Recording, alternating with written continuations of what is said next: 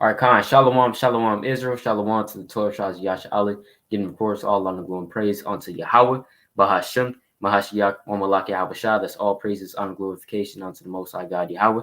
In the name of His only God, Son Yahabashah. It's Brother Yasha Allah. Brother Bar. Khan. And to the right of me will be Brother Ma'akai. Shalom. Khan, shalom, shalom, right? So basically what we be going into, also Brother Ahbayah to the right of me would be of WFI Atlanta, right? He has a YouTube channel as well as an Instagram page. You can check that out for yourself. Just titled Ahbayah. All right, a lot of edification on there. And make sure you go check that out. All right, so all praise to Yahweh Ba'ashim Mashak Yahushua, as well as Shabbat Shalom to all that's observing it today. All right, but yeah, let's get straight into this, right? This is a live study session.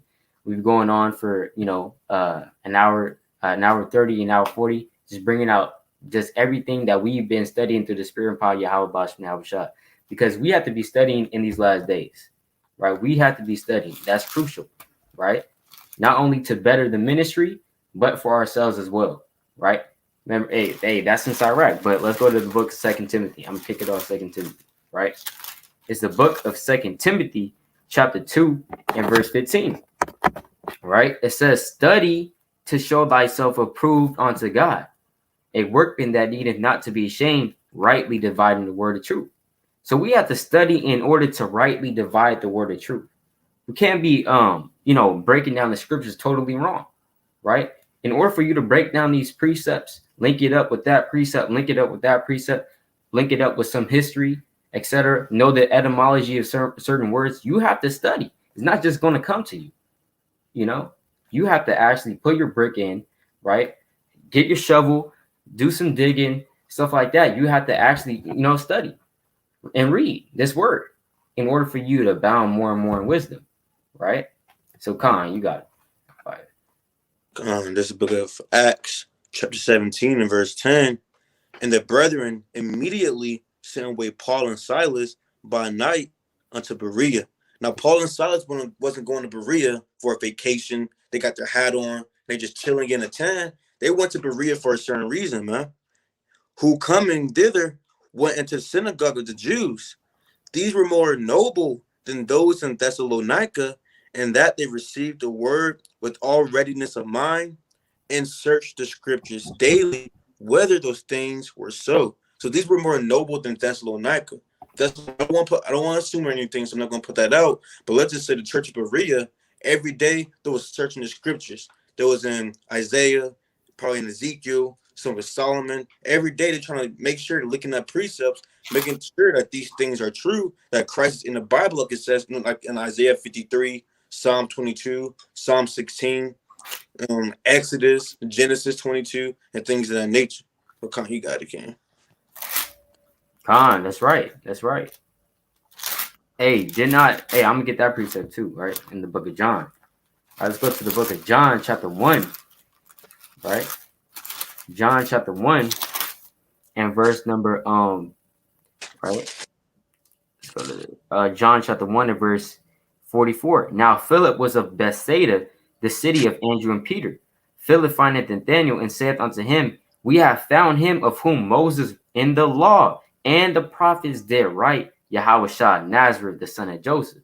So how would he know about the prophecies in Isaiah and the prophets, right, in the law, if he didn't read it?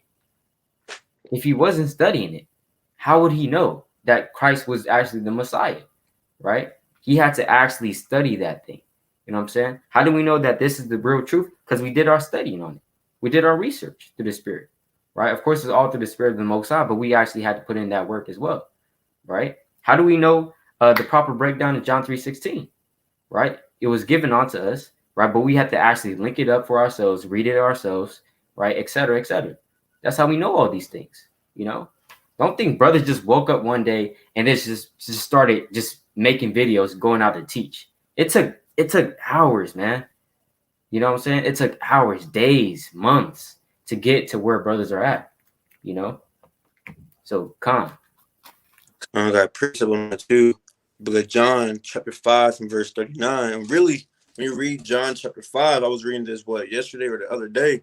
It was Yahushua and some wiki behind Pharisees, disciples going back and forth with Yahushua, right? But this John chapter 5 and verse 39, certain scriptures for in them you think you have eternal life, and they are they which testify of me. So Yahushua said you have to search the scripture, researching for something, not just lifting up the bed and that's it. You looking in the closet, you looking under the bed, you looking over here, over there. You searching for that thing, man. Right? But I'm gonna jump down verse 45. It reads, do not think that I will accuse you to the Father. There is one that accuseth you, even Moses, in whom you trust. For had you believed Moses, you would have believed me, for he wrote of me. But if you believe not his writings, how shall you believe my words? Yahushua, he was prophesied about in the Torah, the first 5 books. Moses wrote about the Lord Yahushua in the first 5 books, man. So it's self-explanatory, but only the people. Actually, let me get that real quick. It's plain upon tables to them not understand. Let's get this real quick. Let's get Proverbs chapter 8 and verse 9. And it reads, they are all plain to him that understandeth, and right to them that find knowledge. So you have to find knowledge. Knowledge is not just going to come to you. You have to find it. You got to go to scriptures, find the knowledge, apply wisdom with it, and break bread, man. But Con, what precept was that? Proverbs chapter 8 and verse 9. All praises, all praises. That links up with Proverbs as well, other precept. The Lord said, happy is the man that findeth wisdom, and the man that getteth understanding. Right? On one physical level, you find wisdom, man. You actually have to find it, right? And that links up with Sirach chapter 4 as well. She doesn't reveal everything, right? Like how a woman, a woman that's secretive, the first night, she's not going to reveal everything to you. Right. That's what right? She's not, if she's actually modest, right? The first day, the first, damn hour you meet her, she's not going to reveal everything to you, right? She's going to test you first, prove you, right? So just like with wisdom, you got to, search it out, man. But this is the book of Sirach, chapter 33 and verse 17. Consider that I have labored not for myself only. So we're not just doing this for ourselves. We're not just studying for ourselves, right? I'm trying to be the best Israelite ever. Trying to be the brother with most knowledge. Hey, you can't fade me. You know what I'm saying? When it comes to this, you can't fade me, man. Right? You're trying to be the top Israelite, the top knowledge. That's not what we're doing this for, man. Right? That's not where our brothers are, pulling all-nighters on studying while they're just, reading all the time. That's not what they're doing this for. Consider that I labor not for myself only, but for all them that seek learning. Right? And like a phrase that I like to say, the best teachers were the best students first. Right? And that makes sense. The best teachers were the best students first. Right? So we have to be the best students that we can, man, in order to reach to that best teacher level, But yeah, Con. I got one more precept. I might have more actually, but this Revelation chapter 1 and verse 3. It says, did you already pull this one out? You said la. Revelation chapter 1 and verse 3. Blessed he that readeth. The Lord said, blessed is he that readeth. And what's the opposite of a blessing? It's a curse, man. It says it would be cursed if he that don't read, man. So it says, blessed is he that readeth, and they that hear the words of his prophecy and keep those things which are written therein, for the time is at hand. So you're blessed if you're reading, you're studying, because you could be out there on the highways and byways, and the Lord can confound you with a simple question because you wasn't able to study, man. Someone asked you, so how would you break down the Israelites? You don't know how to break it down. What does Deuteronomy 28:68 mean? You're confounded, man. You get walk and you go home, right? So it's important that you studying, you reading, you watching videos, because in these last days, man, the Lord can really pull your card. Because you gotta understand your house side, he's like the OG in righteousness, man, and he really know how to pull your card and embarrass you in front of everybody. But come on. Exactly, man. All praise to the Most High, man. Right? That's why you have to be studying, getting this knowledge, getting this wisdom, right? Because remember, for example, right? Let's go to Sirach 34 and verse 9, right? It says, a man that hath traveled right, knoweth many things, and he that hath much experience with prayer wisdom. So yeah, maybe older people that have traveled a lot, that have been through a lot of things, he that have much experience will will declare, damn, that's safe. That's safe right there. All right, you got kicked off the live. But basically, right, he that have traveled, or basically he that have much experience will declare wisdom, right? They'll have the ability to say, they'll have that, that all around wisdom. But although that wisdom is cool and we need that, we also need the wisdom of the word, right? We need wisdom of how to get salvation. We need wisdom about Yahushua. We need wisdom about the Most High. We need wisdom about how to conduct our people. You know what I'm saying? We need wisdom about these laws, statutes and commandments, right? But how are we going to get that if we're not studying it, right? Shalom, shalom, serving under Most High. All praise to the Most High. Shalom, shalom. Right. This brother Des from the 5 Baltimore, right? But Khan, you got a king. You got a priest. That's all the preachers I had. All right, Khan, all praises, all praises. All right. So yeah, so we can get into live study session.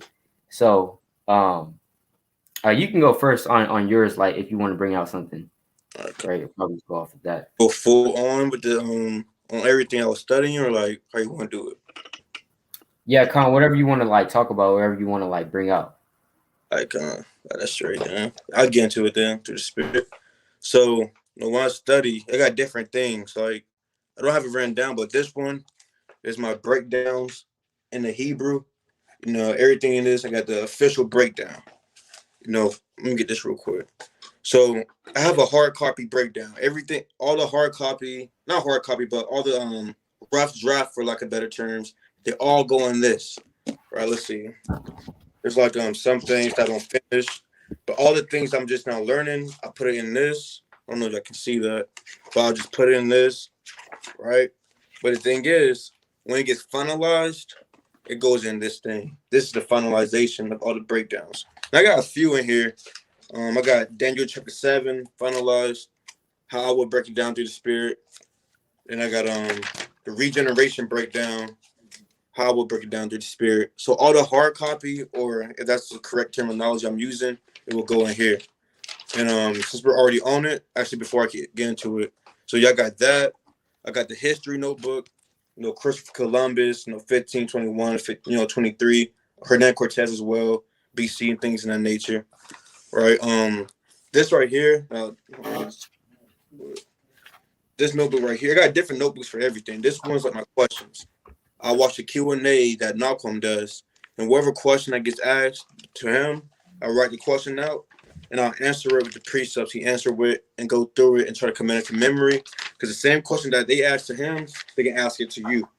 So you don't want to be off guard with that, right? So, and I also got just questions off of soldier calls. Now I've got one more. Hold on.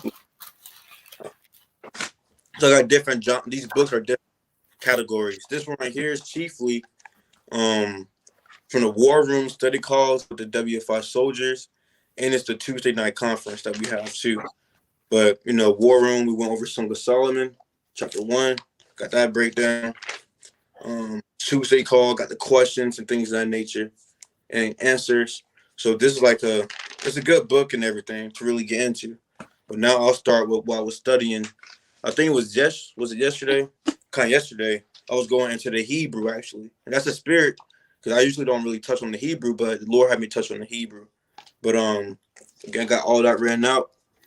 All right, I'm gonna try to name it out. No, let me see. I'm gonna try to name it out without looking real quick to see if I can commit it to memory. There's 22 alphabets in the Hebrew. So you got the Ahbayah, Waza Kata. Wait, Waza Kataya. Let me see. Waza Kataya. Then you got Ka La Manasa. Then you got let me see. Dang. So yeah, studying really helps. Oh yeah, iPod Tazaiyar Rakashata. So we can really go into it though.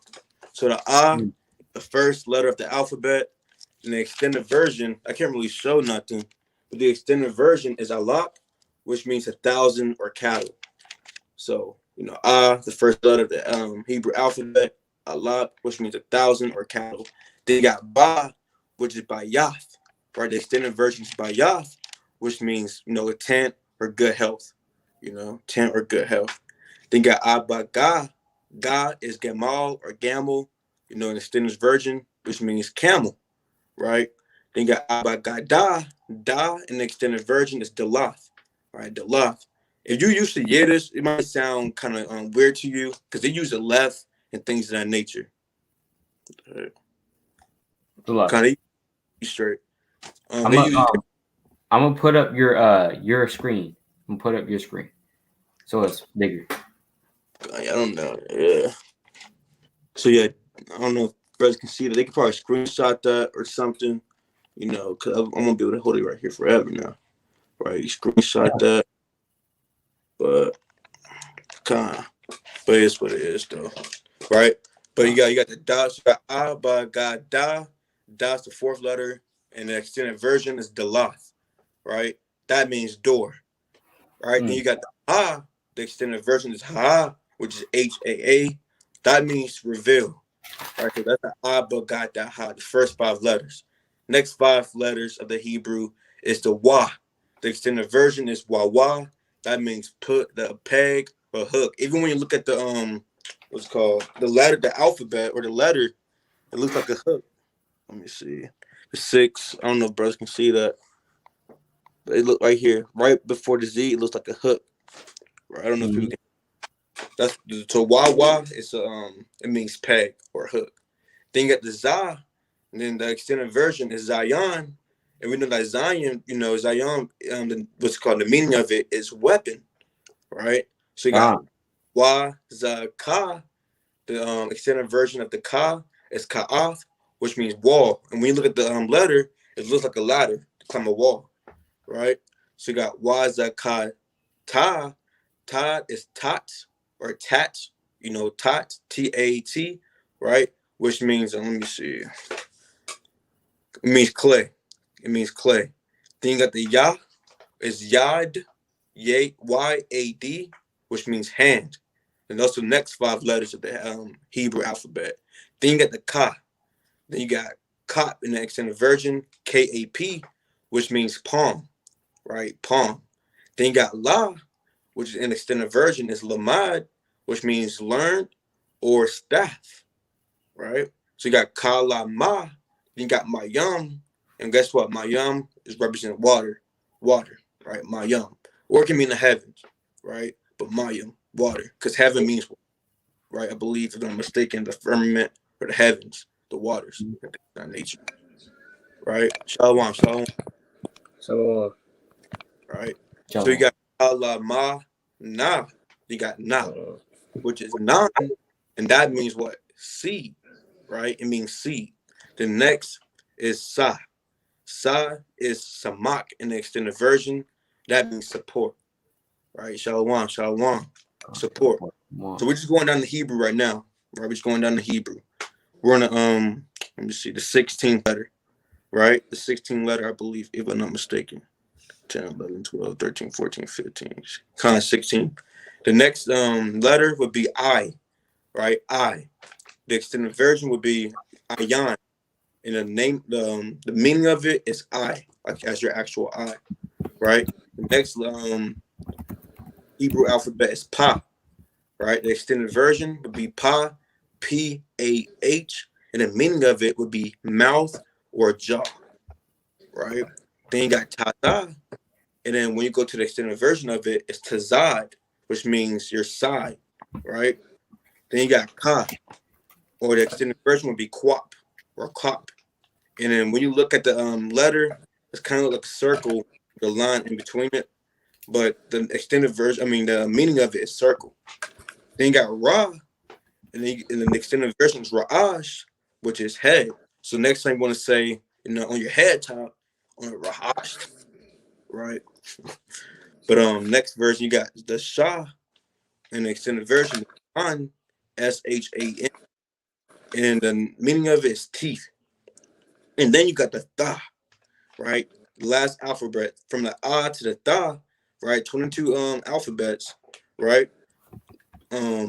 It's Letters. tha, tha, to the what's called the extended version, thaw, thw. It means a mark, a sign, and or an N, right? And things of that nature. So Lord, one that was edifying, man. I can, definitely take a picture, just hit me up, send it to you. It was very edifying. I'm still trying to study it myself. I actually like it, man. It gets you into the thing, gets you in the zone. Because anybody can ask you about the ah all the way to the tha and things of that nature. And you should try to write out your name in the Paleo Hebrew. Get into it, man. All right, get Right. into it. God. You about to make a point? I was gonna say my name in the paleo, my like brothers know my name. You know, I ain't gonna put it out there, but y'all brothers know it was Yahweh Shah. You know, God. in the Hebrew, Yahweh Shah. God. Oh, crazy. Kind, and this is what the brother was talking about. Yeah. All right. All right, out the bit. Abba gada hawa ha taza or ta ya kala manasa I pa taza kwa ra sha ta. All right. That's the alphabet right there. It's lucky. As you can see with some letters, it kind of Wow. matches the wording of it, or like the first letter ah, right? You can see it's like a sideways A. Yeah. Then you got ka, right, which is ka'ah, which means ladder. Mm-hmm. It's like a ladder. Then you got the qua or a quap, or however you want to say it, which means circle. It has like a half circle with the line in it, right? So some of these things kind of is easy to what's called recognize. Mm-hmm. Right. The ta, right. The qua, as well as the la as well. It's L. You see that? And the ma kind of is like the M as well. That M and the N. See? The ma reminds me of like water, wiggly lines. So that's how I know it's like water. Mayam, water. Oh yeah, Mm-hmm. Mm-hmm. Right, and it's from right to left as well. Kind of what's it called? You want me to go over everything I've been studying this week, or we're going to keep going back and forth with other brothers? Uh, I won't do everything, but I can do like one or two more. okay, Con. Yeah, I also wanted to bring something up, but I can do it after you. With the Hebrew? Yeah, Con. Oh, you got it, man. Con, yeah, I'm just going into some names basically, right? Like, for example, uh, Abner, right? Abner. So in the Hebrew, Abner, right? It'll look like this in the modern. I just put it in the modern because I was studying the blue letter at the time, right? So you have Abner, right? Remember, it's from right to left. So Abner basically renders to sometimes my father is a lamp, right? However, certain translations will render to father of light because literally Ab, right? Ab, right here, right? That's the ah and the ba. It's in the modern Hebrew. It's in the modern Hebrew. But that's the ah and the ba, basically, essentially. That means father, Abba, right? Plus the nur, right? Which means lamp, light. So if we put that into perspective, if we just bring ab with the nur, it literally means father of light. You know what I'm saying? Father of light. That's what it will render to. But sometimes people will say, "My father is a lamp," which I'm not sure why they say that. But you know what I'm saying? But because my usually in the Hebrew, my right, my for example, like Abimelech, Ahimelech, right? We see this pattern right here, right? Abimelech. This is the Ab right here, father. But Abi right here, Abi, right, makes that possessive. We have Ahi and Abi, my father. Melech means is Malak, so is king. My father is king. Ahimelech, right? My brother. because remember Ak, right? So Akia, right? Akia, basically. My brother is king, right? So when we don't see that for Abner, we don't see the I anywhere. You know what I'm saying? So that's why I wouldn't really say my father is a lamp when we translate that name. But sometimes the names can get a little tricky. Sometimes be looking at the definition of like a name, and it'll be like it's like it either means gazelle or sand. I'm like, what? Where we get that from? Gazelle or sand? You know what I'm saying? For example, but come, you know. Another point too is connectors in the Hebrew. Let me see, because my name, well, the name that the Lord gave me is Ahbayah. But when you spell it out, you're gonna need the ah. Do you think you pull that thing back up real quick?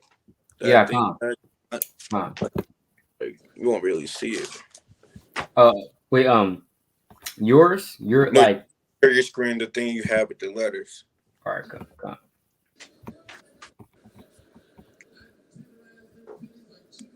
So yeah, in the Hebrew, we got connectors in this thing. It's not like the English, you know. Uh-huh. Okay, so if I want to spell my name, it's gonna be the ah, the first letter, the ba, right? It's gonna be ah ba. So it'll be the first letter, the second letter. It'll be the ya, right? It'll be the ya, and then you have to use the ah as well, right? But the thing is, let me see. Let me see if I can show this one. Can you show my screen bubble? Show the big slide here. Let me Come. see. I don't know how to really explain it, but I gotta show it though. Kind of small. We gotta use the connector to connect it. So you got ah, ba, ya, ah. But the reason why it's a ba ya, because I used the connector to connect the ya and the ah. So you see that? Hold on. Ah, ba, ya, ah. But when I use the connector, it's ah, ba, ya. Right? So you gotta use that connector. And one of the A is gonna drop. Right? One of those A's will drop to make it ah, ba, ya. So there's connectors in the Hebrew, to get certain names. But that makes sense. Come. All praises. Moving on to the next. You got a point on it? Yeah. I don't have too much on the Hebrew. I've been studying other things, but yeah, if Tazaiyar or something has something, yeah, he can bring it out. All right, come. I wanted to get this precept real quick in the book of Hebrews, right? Hebrews chapter 12, right? Hebrews 12 and verse. Man, because sometimes when you read the word, right? When you read in precepts, especially like in the New Testament, like in the epistles, you'll run across a precept that's just fire. You'll run down certain breakdowns that's just fire. So let me get this real quick. This is Hebrews 13 to verse 10, right? It says, we have an altar whereof they have no right to eat, which serve the tabernacle. For the bodies of those beasts whose blood is brought into the sanctuary by the high priest for sin are burnt without the camp. So the author of Hebrews is going into the basically what was going on in the ancient world with the temple, right? The high priest, the sacrifice will be brought to the high priest for a sin offering, right? And they're burnt without the camp. Wherefore Yahweh also, that he might sanctify the people with his own blood, suffered without the gate. So identifying what Yahweh with being that burnt offering for the Lord. I mean, Slakia, for the Lord, yes, but as well for the nation of Israel, right? It says what? Let us go therefore, let us go forth therefore unto him without the camp, bearing his reproach. That's another precept for what? Presenting your body as a living sacrifice, man. Right? So just like how Yahweh he had to bear the reproach, right? He had to bear the sins of Israel, right? He had to be burnt without the camp, if you got ears to hear. He had to be that sacrifice. Hey, we had to follow in his footsteps and also be that sacrifice, man. But come. Con, that those are some precepts I have stumbled upon through the Spirit, right? For exhortation, essentially. Appreciate real quick. Got two. This book. This is the prologue of Sirach, right? I don't know which line is it. Let me see. It's on the right side. The 1, 2, 3, 4, 5, 6, 18, 19, 20, 21, 22, 23, 24. On the 25th line or the 24th line, right? And it reads, "For the same things uttered in Hebrew and translated into another tongue have not the same force in them." So some things that's translate to English, to Greek, to Latin, they don't have the same force. Saying the Lord's Prayer in the English, it won't have the same force as if you're praying in the Hebrew. That has a certain spirit, a certain force on it. Because when you hear people speak the Hebrew, they might be rebuking or something. Even when the Lord comes back, you're going to be speaking Hebrew. It's more powerful and it's more, frightening, and get straight to the point too. No jumping around, no dodging around the questions. You're going to hop right in the bush and that thing and get straight to the point. And another Matthew chapter 27, verse 46, and it reads, "And about the 9th hour, Yahushua cried with a loud voice, saying, Allah, Allah, lama sabachthani." That is to say, my God, why hast thou forsaken me? Right? So it's not Eli, Eli, right? It would be Allah, Allah. That's why when you read on, they said, some of them that stood there, when they heard that said, "This man calleth for Elias." So why would they say that this man's calling for Elias? Because Elias or Elijah in the Hebrew is Aliyah. So when Yahushua was crying Allah, Allah, it was like, man, this man's calling for Elijah, man, for Elijah. Which he wasn't. These men just don't know what's going on. But kind of showing you that even the Lord, he spoke the Hebrew too. Mm-hmm. I have precept on that too. Right, it's the book of Acts, right? Chapter 26 and verse 14. Right? And when we were all, can y'all hear me? Come. And we went, it's like when we were all fallen to the earth, I heard a voice speaking unto me and saying in the Hebrew tongue, "Saul, Saul, why persecutest thou me? It is hard for thee to kick against the prickles." And I said, "Who art thou, Lord?" And he said, "I am Yahushua, whom thou persecutest." Right, so Yahushua literally spoke to Paul and literally basically brought him into this truth in a Hebrew tongue, man. It made him understand, that he was doing the wrong things, in a Hebrew tongue. Because Yahushua knew that if he said it in the Hebrew tongue, it'll have some type of, more force and authority behind that, Right. Come, verse 16. "But rise and stand upon thy feet, for I have appeared unto thee for this purpose, to make thee a minister and a witness, both of these things which thou hast seen, and of those things in which I will appear unto you." So that's point upon tables. Literally, Yahweh Shai, bringing Paul in, through the Hebrew tongue, Right. Right. They were speaking Hebrew, man. All right. Literally. Right. Hey, there's a precept too, right? Let me get this. Right. Get this real quick. Right. And people will say, Aramaic. People will say Aramaic. It's whatever. Man. Like, even if it was, let's say it was Aramaic, right? Is that not a form of Hebrew, right?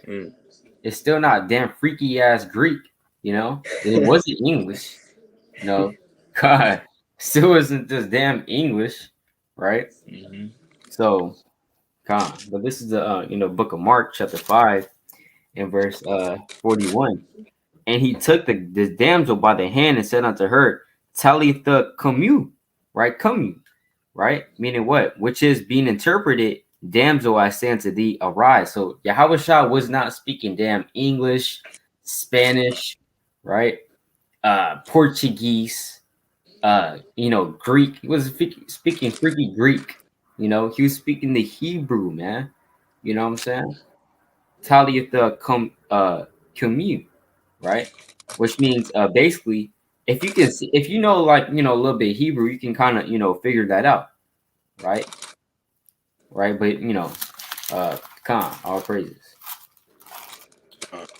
Precept. Genesis chapter 11 and verse 6. And it reads, and the Lord said, behold, the people is one. So when you read Genesis chapter 10, you hear about the Tower of Babel, and things of nature. But it's Genesis 11 and 6. And it reads, Salakia. And the Lord said, behold, the people is one, and they have all one language, and this they begin to do. And now nothing will be restrained from them, which they have imagined to do.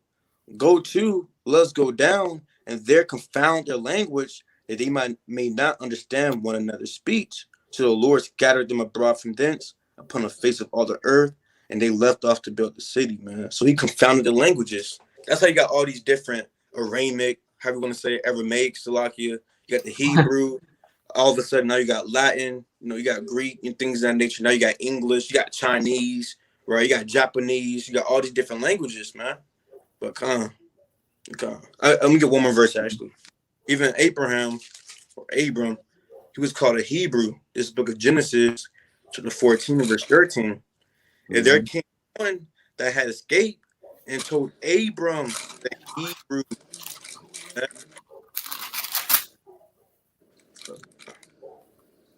God, that's right. That's right. Yep. That's that pure language, It's that pure language. Come on, brothers have precept on that. Other precept. Calm. All praises. All praises. Move on to the next one. I could do one more and then pass it on to the next brother. Yeah, you can do that. You can do that. All right, another thing also that the Lord was giving stepping with me is that when you read the Gospels, they have like different tones to it. Like Matthew, you got like leadership. Mark, you got like servitude. When you're talking about Yahushua. Luke, you got like wisdom, knowledge, and understanding with the parables and things that Yahushua did more in depthly. Then you got John, which is you can see that John, that Yahushua was only sent. It's like that Hebrew was mighty. I praise them also. Right? That the Most High, that Yahushua was what's called only sent for his people, and John. Let me get this real quick. The Lord didn't commit himself to every man. I was talking to a brother about that too. Mm-hmm. Book of Joshua, the book of John, chapter 2 and verse 24. But Yahushua did not commit himself unto them, because he knew all men, and needed not that any should testify of man, for he knew what was in man. That should apply to you as well, man. The Lord is not he's not giving a man a chance to be buddies with and things of that nature, because he already knew what type of time that all these different Jake and systems was on, man. He wasn't courting no system. I believe when you go on Google, they said that Jesus was married to Mary Magdalene, if I'm not mistaken, right? And that's off, right? But Jesus, Yahushua, he was on the time like no other. He was doing his own thing. Even with the 12 disciples, he had to separate from them and do his own thing in the mountain and praying, because he wasn't giving his time to folly. He was keeping it strictly about the business, doing the works of the Lord. Let me get one more real quick. So yeah, that's what John really goes into. You can see him that you can really see that he was here to cause division and things of that nature. But a lot of people, you like the praise of men instead of praise of the Most High. So they didn't confess him and things of that nature. Let me see if I can get this one precept real quick. Right. I got a precept too. Khan, you can go ahead. God, real quick. This is the book of John, chapter 6, verse 27. Labor not for the meat which perisheth, but for that meat which endureth unto everlasting life, which the Son of Man shall give unto you. For him have God the Father sealed. You see that? So Yahweh shall say, hey, labor not for the meat that perisheth, man. He wasn't commend himself unto men. Yahweh Shai, he didn't have a so-called job. You know what I'm saying? He did, like, he was a carpenter, right? He also did have an occupation, but he wasn't giving his life unto that. You know what I'm saying? Right? Giving his life unto, yeah, I can't teach today. You know what I'm saying? I have to mend to this. Hey, Yahweh he was really strict about the Lord's business. Right? That's in the book of Luke chapter 2. Right? Was he not that I should be about my father's business? Right? But come. Let me get this real quick. I got multiple precepts. Like, let's get first. Let me see. Let me get John chapter 9. There's a lot of good, precepts, but this John chapter 9, and I'll start at verse 27. This goes into how Yahushua, he healed a blind man, and they didn't really believe it, but the blind man kept saying, all I know is I was blind. Next thing you know, I can see. That's right. And they said that you're trying to puff him up. You're trying to puff Yahushua up and things of that nature. And they got mad at him, man. They got mad. But let's get this real quick. This book of John, chapter 9. Let me see. I'll start verse 27, and it reads, he answered them, I have told you already, and ye did not hear. Wherefore would ye hear it again? Will you also be his disciples? So what do you want me to keep telling you? Do you want to be his disciples too? Verse 28, then they reviled him and said, thou art his disciple, but we are Moses' disciple, man. They hate Yahushua, and you can be his disciple. We're going to be Moses' disciple. They cleaved unto Moses, man, because they did not like Yahushua. Why? He was doing better works than them, and it was all envy, pride, envy, and things of that nature. Verse 29, we know that God spake unto Moses. As for this fellow, we know not from whence he is, and that's spiritual too. Right. That's spiritual, right? But this book of John, chapter 12, and I'll start at verse. Let me see, 9. And it reads, much of the Jews therefore knew that he was there, and they came not for Yahushua's sake only, but that they might see Lazarus also, whom he had raised from the dead. So Lazarus was raised from the dead in John chapter 11. And a lot of people was coming to Yahushua to see him and Lazarus as well. Verse 10. But the chief priest consulted that they might put Lazarus also to death. And Lazarus didn't do anything, man. All he really do was, so-called die, and he came back to life. Now they want to put him to death. Why? Let's see why. Verse 11. Because that by reason of him, many of the Jews went away and believed on Yahushua. So really, they want all the preeminence from everybody. They want to be seen of men, right? And they want the vainglory and things of that nature. So when someone is doing something better than you, and they start drawing the attention away from you, that's when they get upset, man. And that's what people in the truth too. That's what people in the truth, right? They were seeking to put Yahushua to death, right, and Lazarus to death, just because that they were sincerely doing the work. So you gotta watch out for people when you just sincerely doing the work. They want to slander your name. They want to get you out the truth. They want to confound you in front of everybody on purpose to make you look bad and get you a bad name and things of that nature. Even out the truth as well. You're gonna have people, they're gonna envy you in this thing. So you gotta watch out. You can't commit yourself unto man. If you do so, all hell gonna break loose, man. Look at what's it called? Hezekiah. Is it Hezekiah? Yeah, Hezekiah. Look what he did. Look what happened. Right? He committed himself to man, to the Babylonians. They left. They came. They took everything away, man. Right? So you can't show nobody. You can't show everybody, nobody, everything in your house. You can't let nobody all up in your house. Let me get this real quick. And your house is what? Your temple. Right? Let me get this real quick though. Let's get Sirach chapter 6. I believe that's what it is. Sirach chapter. Let me see. Salakia. Let me see if I want this one. This is book of Sirach. Oh, that's not the one I wanted. But dang. The Lord willing can come back to me. But you can't let everybody inside your house. Here we go. This book of Sirach, chapter 11, verse 29. Bring not every man into thine house, for the deceitful man hath many trains. So you can't let every man into your house in this thing, which is your temple. You can't let nobody get next to your spirit. Because why? Guess what? They're going to destroy you in this thing. They're going, you give someone your right hand side of membership, they're going to seek to destroy you and cast you out in this thing, man. But come on, you.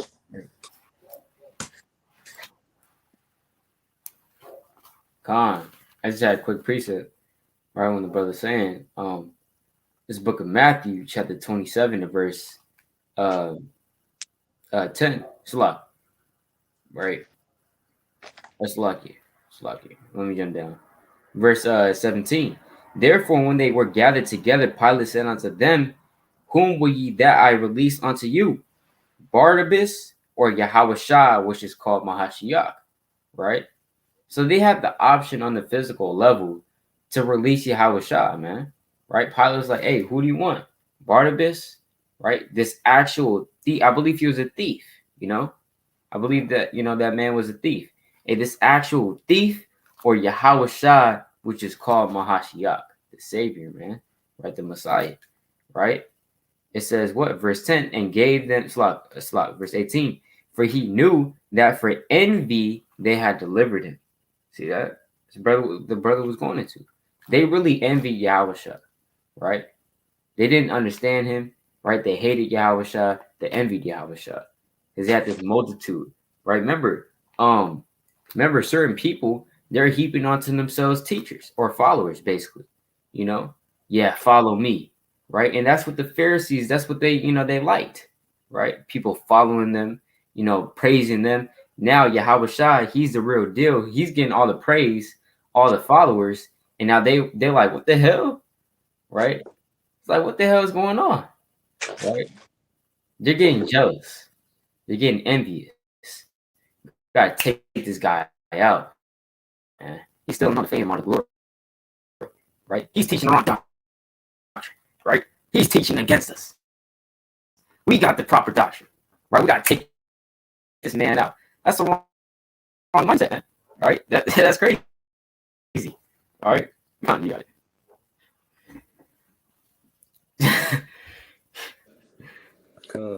I can get a quick precept real fast. The book of Luke, right?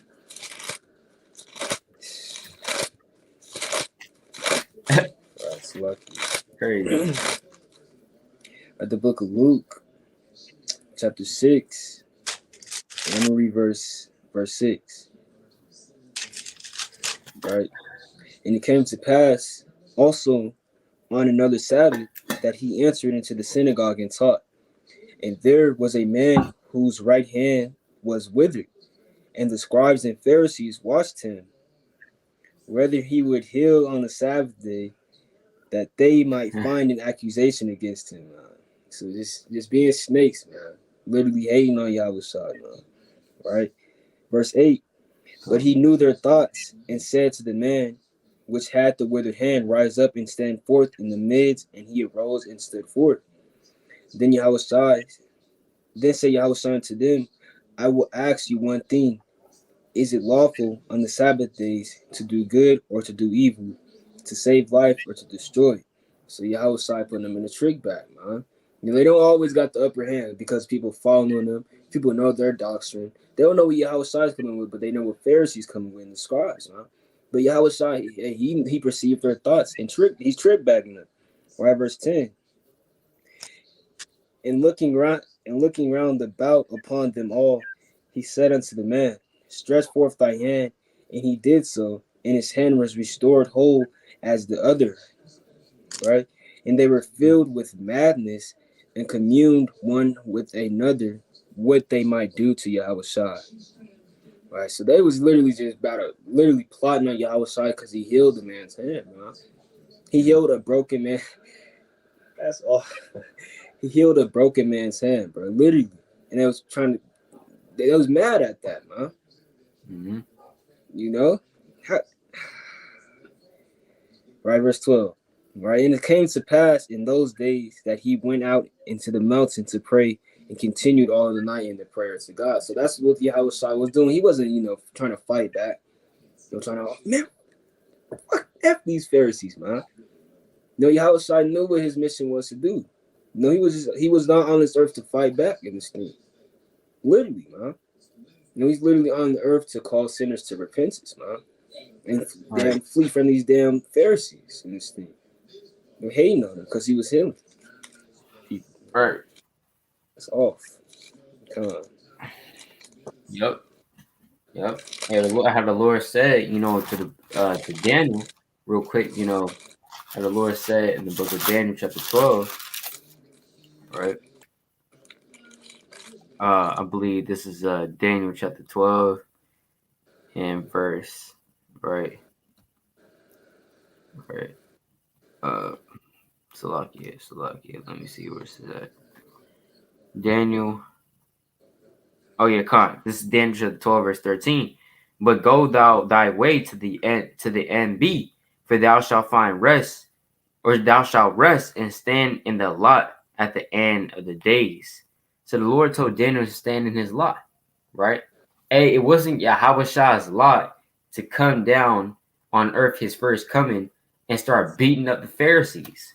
You know, like how the Lord said in the book of John, chapter 19 and verse 30. So like, yeah, 1938. Nah, this is the book of John, chapter 19, verse. Dang, so close. Right. This book of John, chapter 19, and verse. Here's You're looking for. My kingdom is. Not of this world. Yes. That's on John 20. What's like there? Oh yeah, kind of. It's John 18. Yeah, it's John 18. God, the what? John chapter 18, verse 36. Right. Yahweh answered, "My kingdom is not of this world." So Yahweh literally said, "My kingdom is not of this world, man." And we have to be saying that same thing too, right? Our kingdom is not of this world. This place is not our rest. You know, we don't have a kingdom here. We don't have a city here, right? We don't have an establishment in this world, right? Yahweh shall answer, "My kingdom is not of this world. If my kingdom were of this world, then would my servants fight," right? Hey, Peter was down a ride for Yahweh Shah, man, right? Got a sword, cut off the servant's ear, you know? That's written. That's an account, you know? And Yahweh Shah got on Peter for doing that, you know? The Lord said, what? Right? Slok, let me just read that. John chapter 18, verse 10.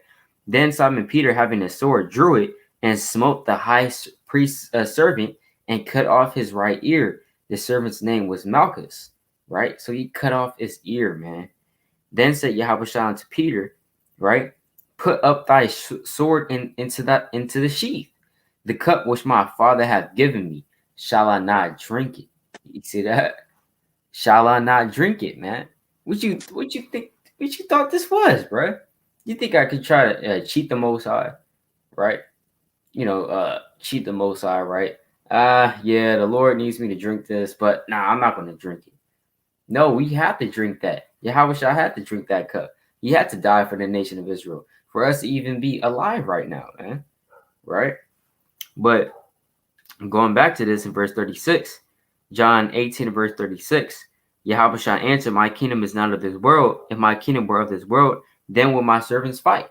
If this was Yahweh Shah's kingdom right now, you best believe we're going to be fighting for this kingdom, man. Right? You best believe the apostles were going to be fighting against the Roman Empire. They're going to be plotting against it, etc., etc. But they understood that this kingdom is not of this world; it's of the next world, right? That I should be delivered to the Jews, that I should not be delivered to the Jews, right? But now is my kingdom not from hence. You see that? It's not here. It's in the next world to come. And we look for that kingdom, man. Right? So come.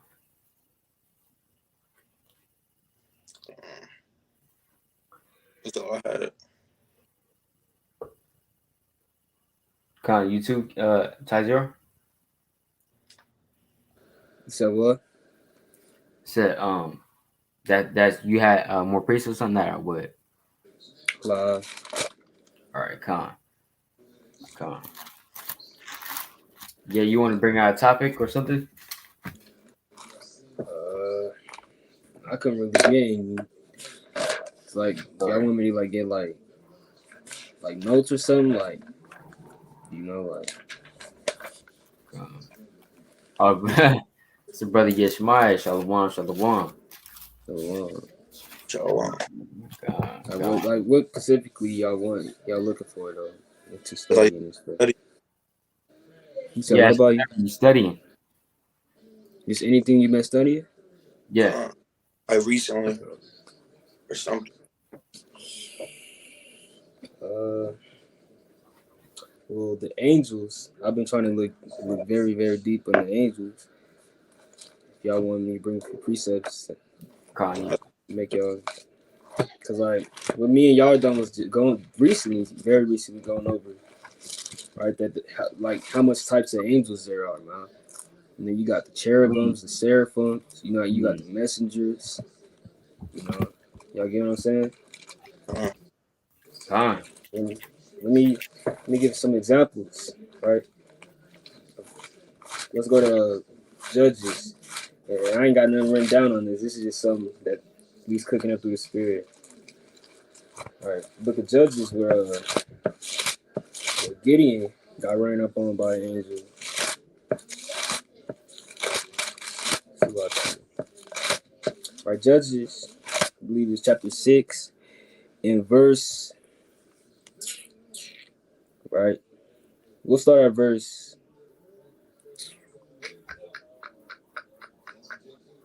10. Right, we'll read verse 11. It's lucky. And there came an angel of the Lord and sat under an oak which was in Ophrah, that pertained unto Joash the Abiezrite, and his son Gideon threshed wheat by the winepress to hide it from the Midianites. And the angel of the Lord appeared unto him and said unto him, the Lord is with thee, thou mighty man of valor. Right, so the angels are not 30 feet. Not every angel is hella tall, hella muscles, man, hella no beard, no goddamn 4 wings, 4 heads. Not every angel is like that, man. Believe it or not, those are literally the cherubims, right? But this angel was literally a messenger. It's literally sent for one purpose, to tell somebody something, right? Verse 11, Salakia. Verse 12. We'll jump to verse 20. All right. And the angel of the Lord said unto him, take the flesh and the unleavened cakes, and lay them upon this rock, and pour out the broth. And he did so. Then the angel of the Lord put forth the end of the staff that was in his hand. Right. So this type of angel had a staff, and touched the flesh and the unleavened cakes, and there rose up fire out of the rock and consumed the flesh and unleavened cakes. Then the angel of the Lord departed out of his sight. This is funny because, and also, I've been noticing too much. You always come across reading about the angels. The person who encountered the angel was hella scared, man. Hella scared. Like, literally every encounter in the Bible, they were scared, man. No, it's not. They're not gonna be scared of the damn Gerber baby, man. Right. The Edomites put 8 angels' ass in this day. Damn baby with wings. They're not gonna be scared of that in these times, right? Verse 22. And when Gideon perceived that he was an angel, so he didn't even know it was an angel, man. That's how serious this thing could be about the angels. You got Hebrews chapter 13 and verse 2, I believe, that goes into that, man. You could literally see an angel and you won't even know. Right? But Gideon, he perceived that he was an angel of the Lord. Gideon said, alas, O Lord, for because I have seen an angel of the Lord face to face. And the Lord said unto him, peace be unto thee. Fear not, thou shalt not die. So, hey, Gideon thought he was going to die because he seen an angel, man. But hey, this is just the messenger angel. So imagine the seraphims, man, with wings and 4 heads. The cherubims. So that's one type of angel. You got the messengers. If brothers got precepts on that, you get the messenger angel. The spirit. I bring another one.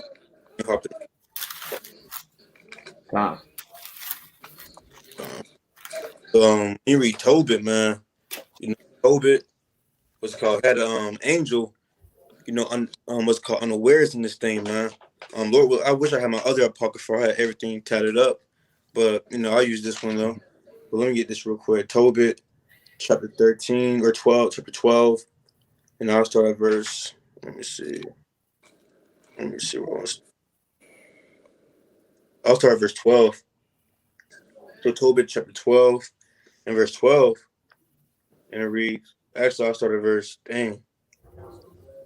Let me see. The whole thing is good, but I'll start at verse 5. I don't want to be long with it, though. It says, So he called the angel, and he said unto him, Take half all that you have brought, and go away in safety. So Tobias, which is what's called Tobit, which is the dad, Tobias being the son, if I'm not mistaken, right? He told Tobias, Go ahead and get the man who walks with you. Go ahead and give him his due, pay him his payment. Because when you read this, when you read Tobit, what's called Tobit had a man named Azariah, or Azariah, I believe, what's called. He walked Tobit, to where he had to go, but the whole time it was an angel unaware, right? Salakia. I'm gonna keep going though. Verse 3, verse reads, and Tobias said to him, Salakia, 6. Then he took them both apart and said unto them, bless God, praise him, and magnify him, and praise him for the things which he have done unto you in the sight of all that live. It is good to praise God and exalt his name, and honorably to show forth the works of God. Therefore, be not slack, praise him.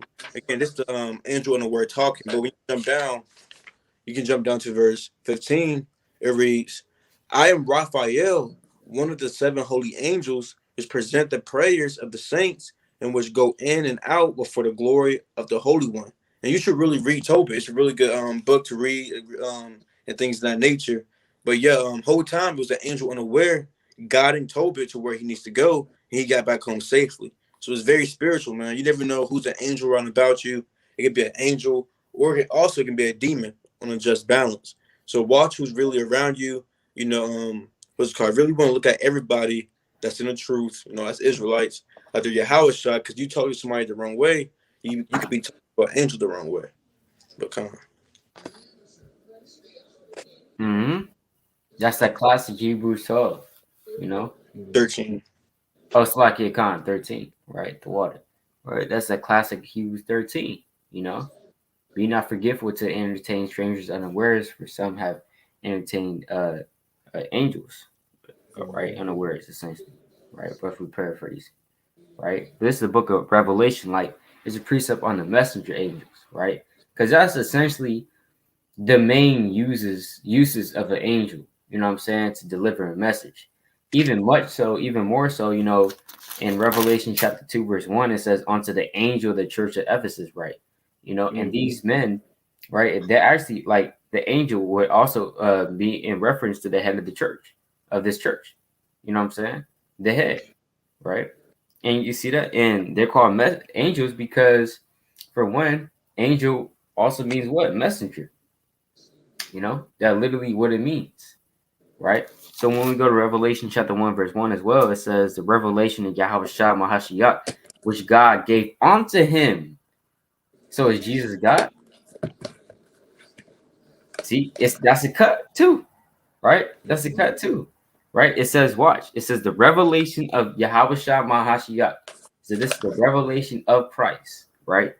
Which God gave unto him. So the Most High had to give this revelation to Yahushua, right? So how could Jesus be God if God had to give this revelation to Jesus? Don't make sense, right?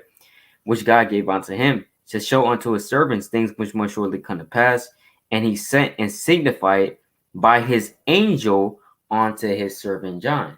So it was delivered from the Most High to Yahushua to an angel, and this angel brought the message, the revelation to John. You see that? That's the use right there. That's the operation. That's the one of the operations of the Lord. You see that? The uses of the angel in terms of a messenger, being a messenger. Come. All right. Also, so there's hella lots for angels, man. You got the 20 and the 4 elders; those are angels. They're just in the heavens praising the Lord, man. Right. And you got the 7 holy angels. There's a lot of operations that the Lord has set up, that Yahweh Shai set up, Yahweh Bashem Yahweh Shai set up, of the angels. And you also got this in Isaiah chapter 6, right? Come on, Isaiah 6 and 1. In the year that King Uzziah died, I saw also the Lord sitting upon the throne, high and lifted up, and his train filled the temple. Above it stood seraphims. Each one had 6 wings. With twine he covered his face, and with twine he covered his feet, and with twine he did fly. And one cried unto another and said, Holy, holy, holy is the Lord of hosts. The whole earth is full of his glory. Right, so just a random angel with 6 wings. Now you gotta put yourself in Isaiah's feet, man. Random angel with 6 wings just it said one cried unto another and said. So they just crying, they just yelling at each other, man, saying holy, holy, holy. Kodash, Kodash, Kodash is the Lord of hosts, man. The whole earth is full of his glory. Now you gotta imagine that. You're not just gonna, you're not just gonna be okay. That's the angels, man. Look at the angels. You're not just gonna be like that, right? Verse 4. Right, and the post of the door moved at the voice of him that cried. So they moving things, man. Right, and the house was filled with smoke. Then said I, woe is me, for I am undone, because I am a man of unclean lips, and I dwell in the midst of the people of unclean lips. For mine eyes have seen the King, the Lord of hosts. So they be seeing when they see angels, they don't know what to do, man.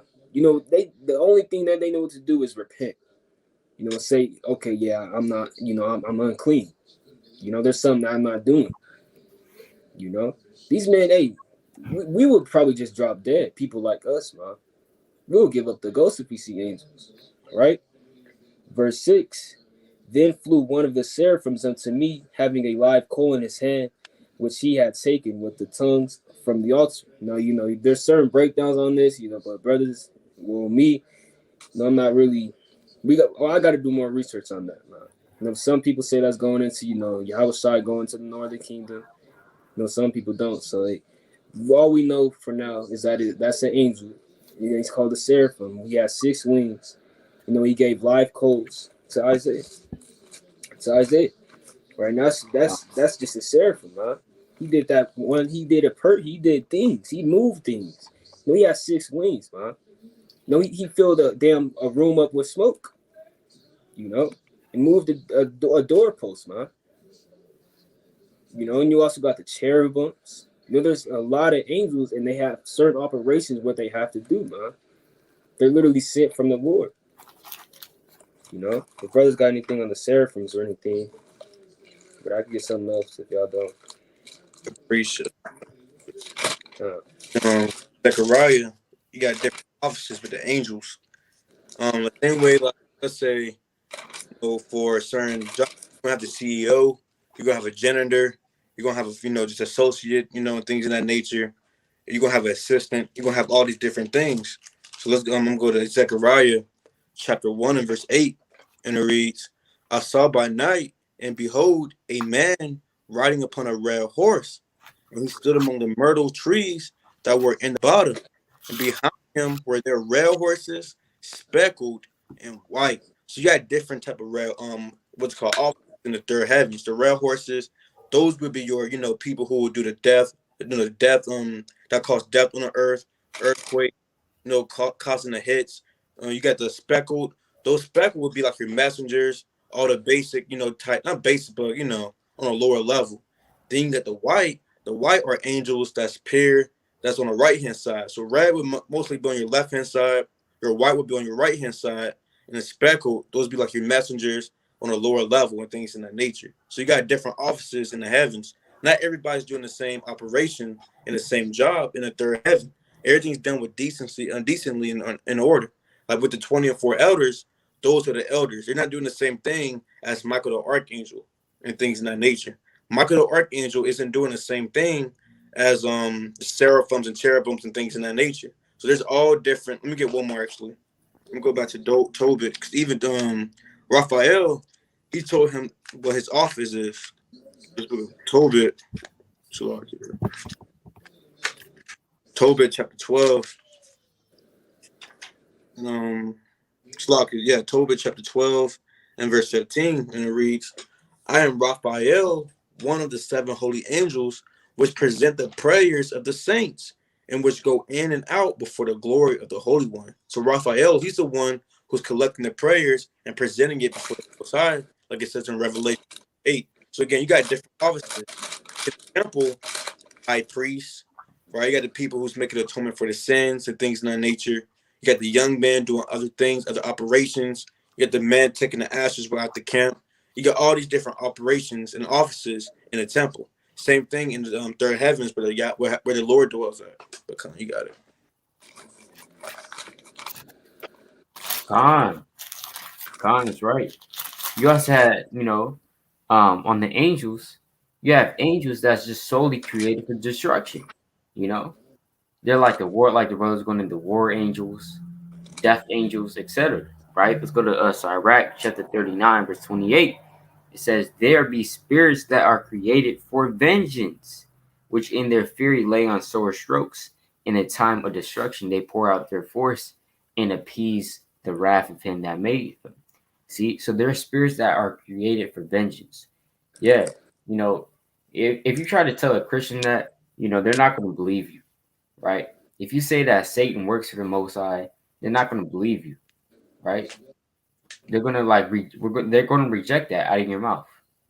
They think that Satan is a different power than the Most High.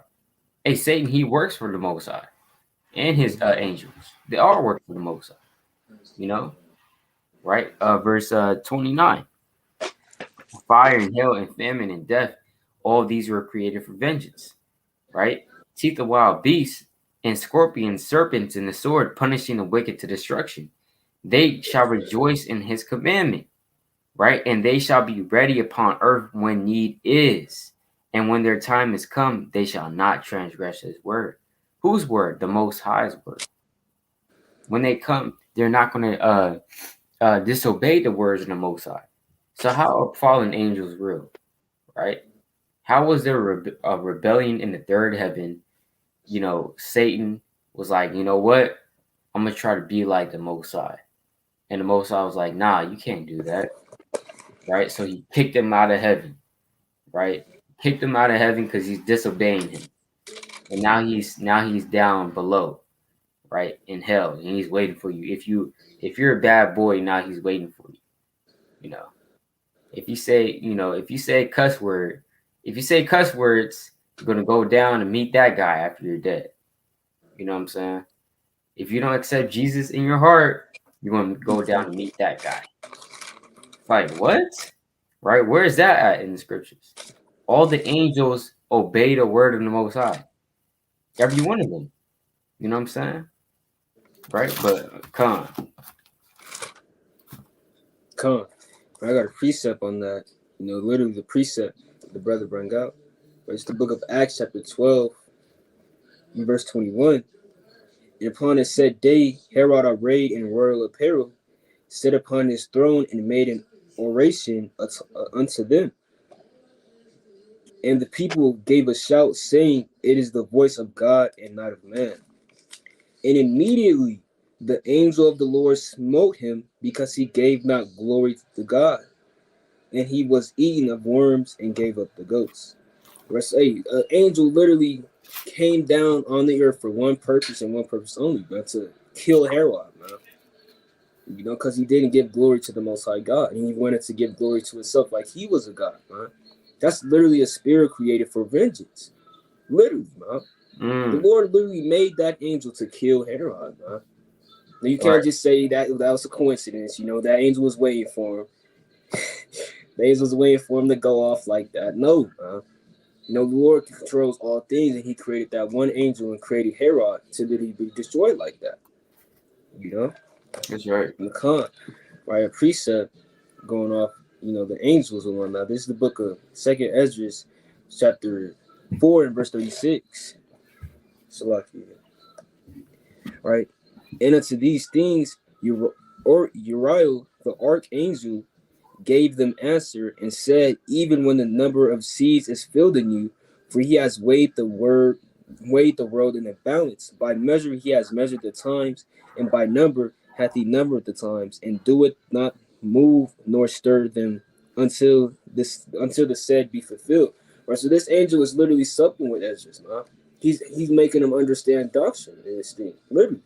No, this angel, and that could be all angels, but hey, look at how he's literally breaking it down to him, right? Having a whole conversation with Ezra in this thing. That's unusual, Verse 38, then answered I and said, O Lord, that bearest rule, even we all are full of empathy. And for our sakes, Salaki, I'm going to jump to verse 41, right? Where he cut him. I know that this angel has wisdom, of course, but hey, he cut Ezra in this thing, right? Verse 41, then said I, no, Lord, that can she not, right? So let me just read verse 40. Right, so he answered me and said, go thy way to a woman with child.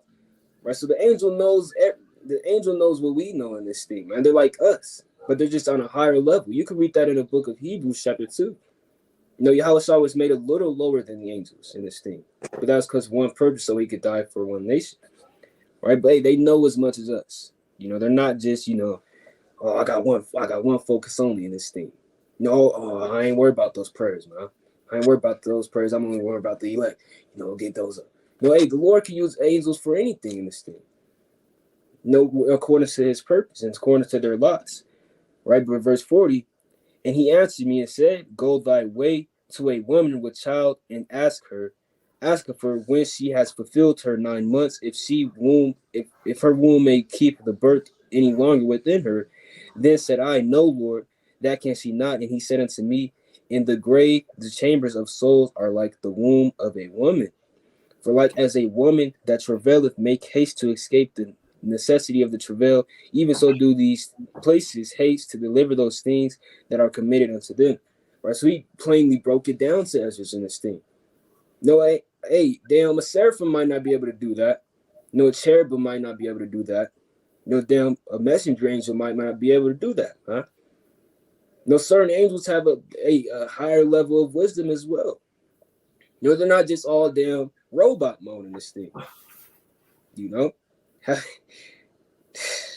not robots, man. The Lord controls them and he has certain laws for all of them, man. Just like us. They look at us a certain way, believe it or not. Let me just get that real fast before I pass it. All right, let me get 1 Corinthians chapter 4 and verse 4 and verse 9. For I think that God has set forth us the apostles last, as it were approved to death. For we are made a spectacle unto the world and to angels and to men.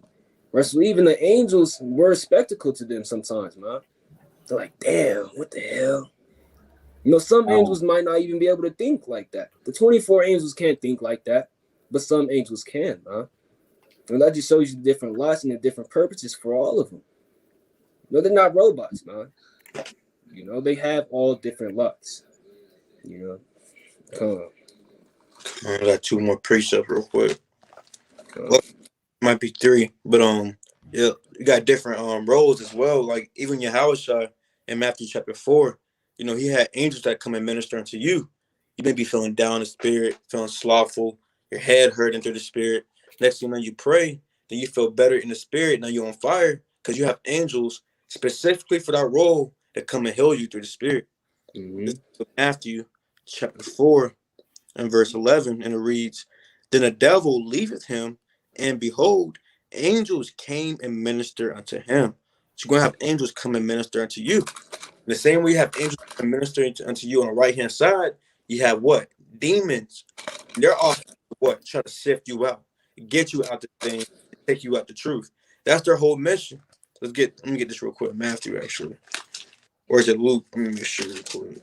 Kind of Luke, chapter 22 and verse 31, and it reads, and the Lord said, Simon, Simon, behold, Satan hath desired to have you, that he may sift you out as wheat. Sift you as wheat. So that's Satan's whole desire. That's why he was made. His program in that word, that's is it like that, man, to sift you out. Then you have other angels that say, camp round about you and guard you. Let me get this real quick. In Psalm chapter 34 and verse 7. And it reads, the angel of the Lord encampeth round about them that fear him, and delivereth them. Is that Satan camping around about you? Mm. Oh man, again, you got different officers, you got different things, different administrations, things of that nature. You have angels that come and minister unto you to strengthen you. You have demons that come, lift you out, make you feel some type of way. You got angels that camp around about you, man. And I don't want to be long with it. I really don't want to get into it, but you gotta deal with it. This book of 2 Kings, chapter 11, right? 2 Kings, chapter 11. You got to bring this one up. Okay. So when you go to 2 Kings, chapter 11, it's very spiritual. You know, Jehoiada, if I'm saying his name right, you know, he hid this man, right? And what's it called? Basically, he set men round about the king on how to guard him and things in that nature. And on a spiritual level, that's how the angels are round about you as well. You should read 2 Kings chapter 11. It's very spiritual. But this book of 2 Kings chapter 11, let me see. Now I'll start at verse 4, and it reads, in the 7th year, Jehoiada sent and fetched the rulers over hundreds with the captains and the guard, and brought them to him into the house of the Lord, and made a covenant with them, and took an oath of them in the house of the Lord, and shewed them the king's son. And you represent the king's son, right? You represent the king's son. Verse 5. And he commanded them, saying, this is the thing that you shall do. A third part of you that enter in one that on the Sabbath shall even be keepers of the watch of the king's house, and a third part shall be at the gate of Sir, and a third part at the gate behind the guard. So shall you keep the watch of the house that be not broken down. So he said, hey, some people over there, some people over there. Make sure no one comes in. Right? Verse 7. And 2 parts of all you that go forth on the Sabbath, even they shall keep the watch of the house of the Lord about the king. So, the same way this man is setting up order, making sure the guards over there, it's same thing in the spiritual world. You might have the captain of your camp, of your angels. Make sure you protect him right here. When he go to sleep, I need an angel right there, and things of that nature. You gotta look at it, double to that which is. Verse 8. And you shall compass the king. Again, you represent the king. And you shall compass the king round about, every man with his weapons in his hand. And he that cometh within the ranges, let him be slain. And be ye with the king as he goeth out, and as he cometh in. And that's spiritual. Spiritual world. Again, you got captains, you got officers, you got Michael the archangel and things of that nature. You got different roles. So you might have a captain over your own camp of angels. They tell the angels go right there. When you go to sleep, I need an angel right there. And whoever comes with is saying try to come in the range, slay him with the sword, man. Right? Because you are the king. And what did he say about the king? Did he say everybody kill the king? When you anoint, what do you say? Let's get it real quick. This book of 2 Kings,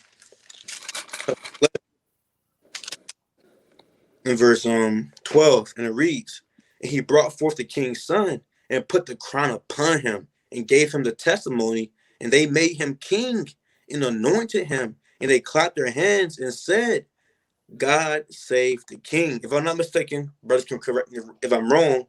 Allah Hayah Ha Malak in the Hebrew, man. All right. But Yeah. Khan, all praise, all praise. The angels, you know what I'm saying? The angels, man. Khan, that is very spiritual, man. I gotta read that chapter as well. You know, I gotta read that, brother. Put me on. All right. Khan, did your brother bring out Psalm 33 and 18? Khan. Right, I'm gonna bring that out, right? It's the book of Psalms, chapter 33, verse 18. Behold, the eye of the Lord is upon them that fear him, upon them that hope in his mercy. Now, what's the eyes of the Lord, right? The eyes of the Lord is going into the angels, right? Because remember, the eyes of the Lord is not just, remember in the book of Sirach, chapter 23, verse 19 on down, it says that the eyes of the Lord are 10 times brighter, 10 times more brighter than the sun, beholding all the ways of men and considering even the secret parts, you know? So what does that mean? Does that mean that the eyes of the Lord, big old 2 eyes, you know what I'm saying? Like from the damn Hobbit, you know, that big eye thing, right? It's just 2 of those in the sky, right? Looking down, right? One eye is looking this way, and the other eye is looking that way, just looking down, like up and down. You know what I'm saying? No, that's not the eyes of the Lord. That's not what it's talking about. Right? The eye of the Lord is upon them that fear, and the eye of the Lord is talking about the angels. Right? Let me get a precept for that. It's the book of Second Chronicles, I believe, right? 16 and 9. All right. It's the book of Second Chronicles, chapter 16. First Chronicles. That's like, never mind. You're right. Second Chronicles. You're right. The water, all praise. It's Second Chronicles 16 and 9. It says, "For the eyes of the Lord run to and fro throughout the whole earth." So you don't actually see literally eyes of the Lord running to and fro throughout the earth, man. It's not literal, right? You see an eyeball. Oh, there you go, the eye of the Lord, right? And you gotta run away. You're running away from the eye of the Lord because you're about to commit a sin, so you have to run away, right? You're about to commit a sin. You're about to eat a pork sandwich. You look to your left, you see the eye of the Lord. You know what I'm saying? That's not what that's talking about, bro. Right? It's talking about an angel. For the eyes of the Lord run to and fro throughout the whole earth to show him, because the brother brought it out in Zephaniah chapter 1, right? Zephaniah 1 and 11, it talks about these angels, right, going to and fro throughout the earth. You read that in the book of Job chapter 1 as well as Job chapter 2. It talks about Satan going to and fro throughout the whole earth, right? So these angels, they go to and fro throughout the whole earth, right? There's nowhere in the earth, unless the Lord will fulfill it, where an angel, where the presence of the Lord is not there. You know what I'm saying? Like where an angel is. You know what I'm saying? When the Lord can't see you. You know what I'm saying? It says, "For the eyes of the Lord run to and fro throughout the whole earth to show himself strong in the behalf of them whose heart is perfect toward him. Herein thou hast done foolishly. Therefore, from henceforth thou shalt have wars." You see that? So, Khan, I'm gonna get this other precept as well, real quick. It's a book of First Peter, chapter 3. All right, I like going into the angels as well.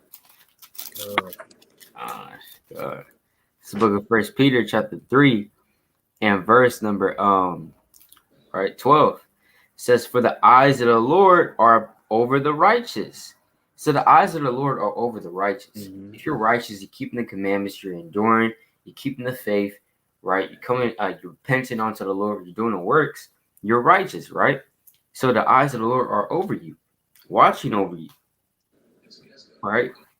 Con, it says, are over the righteous, and his ears are open unto their prayers, right? So the eyes of the Lord, hey, remember Raphael, he's also in charge of the prayers. When he sees your prayers, your righteous prayers going up, hey, he's going to get those first. You know what I'm saying? If you got ears to hear, it's like, oh, you better get those. You know what I'm saying? Hey, these other prayers that these damn wicked ass people are praying, hey, the Lord, he's not even dealing with that, right? It's coming up and it's going right back down. The Lord, hey, you don't even want to bring it to the Lord, man. It's not worthy enough. You just got to finish eating a damn pork sandwich, you know. And you ran across the Hebrew Israelites. You were eating a bag of Doritos, and you said, "Hey," you said, "I don't have time right now," and it kind of was walking off, eating a bag of Doritos. And now you're praying to the Lord when you got home, man. Right? Hey, that's off, right? And his and his ears are open unto their prayers, but the face of the Lord is against them that do evil, right? And who is he that will harm you if you be followers of that which is good? Hey, who's gonna harm you if you got a league of angels right next to you? You know what I'm saying? Who's gonna harm you? Right? You keeping the commandments, man. Right? You're protected. You're under the shadow of the Almighty. What does it mean to be under the shadow of the Almighty, man? Right? Meaning the protection. And the Lord, he uses these angels to protect you as well. There's been accounts of people that should have been ran over by a car, but they didn't get ran over. Right? Hey, who did that? The angels. That's divine intervention, as they will say. Certain miraculous stuff that happened, that's explained by the angels. That's the angels doing that. You can't see the angel unless the Lord, reveals it to you. And no, if you say that, damn, you went to damn the spiritual realm. Let's say damn, Edomite said, yeah, I went to the spiritual realm. Then I saw it like what the angels look like. Well, the angels, like they look like little babies, right? Little babies, kind of like how you see. Hey, the angels, they don't look like that. All right. So like you real quick, let's just pull it up, man. Come on. The angels, they don't look like that, man. Let's look up angels. Let's see what pops up. Hey, madness, bro. Los Angeles angels. Right, right. Let's go to images. So yeah, that's what the angels look like. That's madness, bro. Where is this at in scriptures? Real shit. Yeah. Like, where did they get those ideas from, bro? Where did they get that, man? See, that's what they think that the angels look like. What is this, bro? What is this? My damn grandma had a picture of that. A damn idol of that. That's madness. Look. That's probably gonna take your baby. See that? Oh my god. Right? So, that's what they think that the angels will look like, man. Right? That's not what the angels look like. Right? That angel look like, damn, that they would just hug anybody. Like how the brothers were bringing out, right? The angels, they're not people to hug. You know what I'm saying? They're not people. Of course, you got different angels, but they're really austere. You know what I'm saying? They're serious. Because remember, they're about their father's business first and foremost. They don't care about your folly. You know what I'm saying? They don't give a damn about that. Remember, they don't eat. They don't breathe. You know what I'm saying? They don't even breathe, man. Right? They don't even have a heart that's pumping. So they don't care. They don't have zero F's about your vanity. They're just here to do their father's business. That's it. You know what I'm saying? They don't care about all the other stuff unless the Lord, allows them to. Right? They don't care about that, man. Right? But it's a lot. I didn't want to be long-winded, but yeah. Come on, bro. For real, they do not care. They real life austere, man. I hope there's no accounts of our forefathers, doing something dumb to the angels, man. There probably is, but that's just off, right? But I got a precept. Right, I'm gonna just get this on the cherubims. Right, this is Ezekiel chapter 10, verse 1.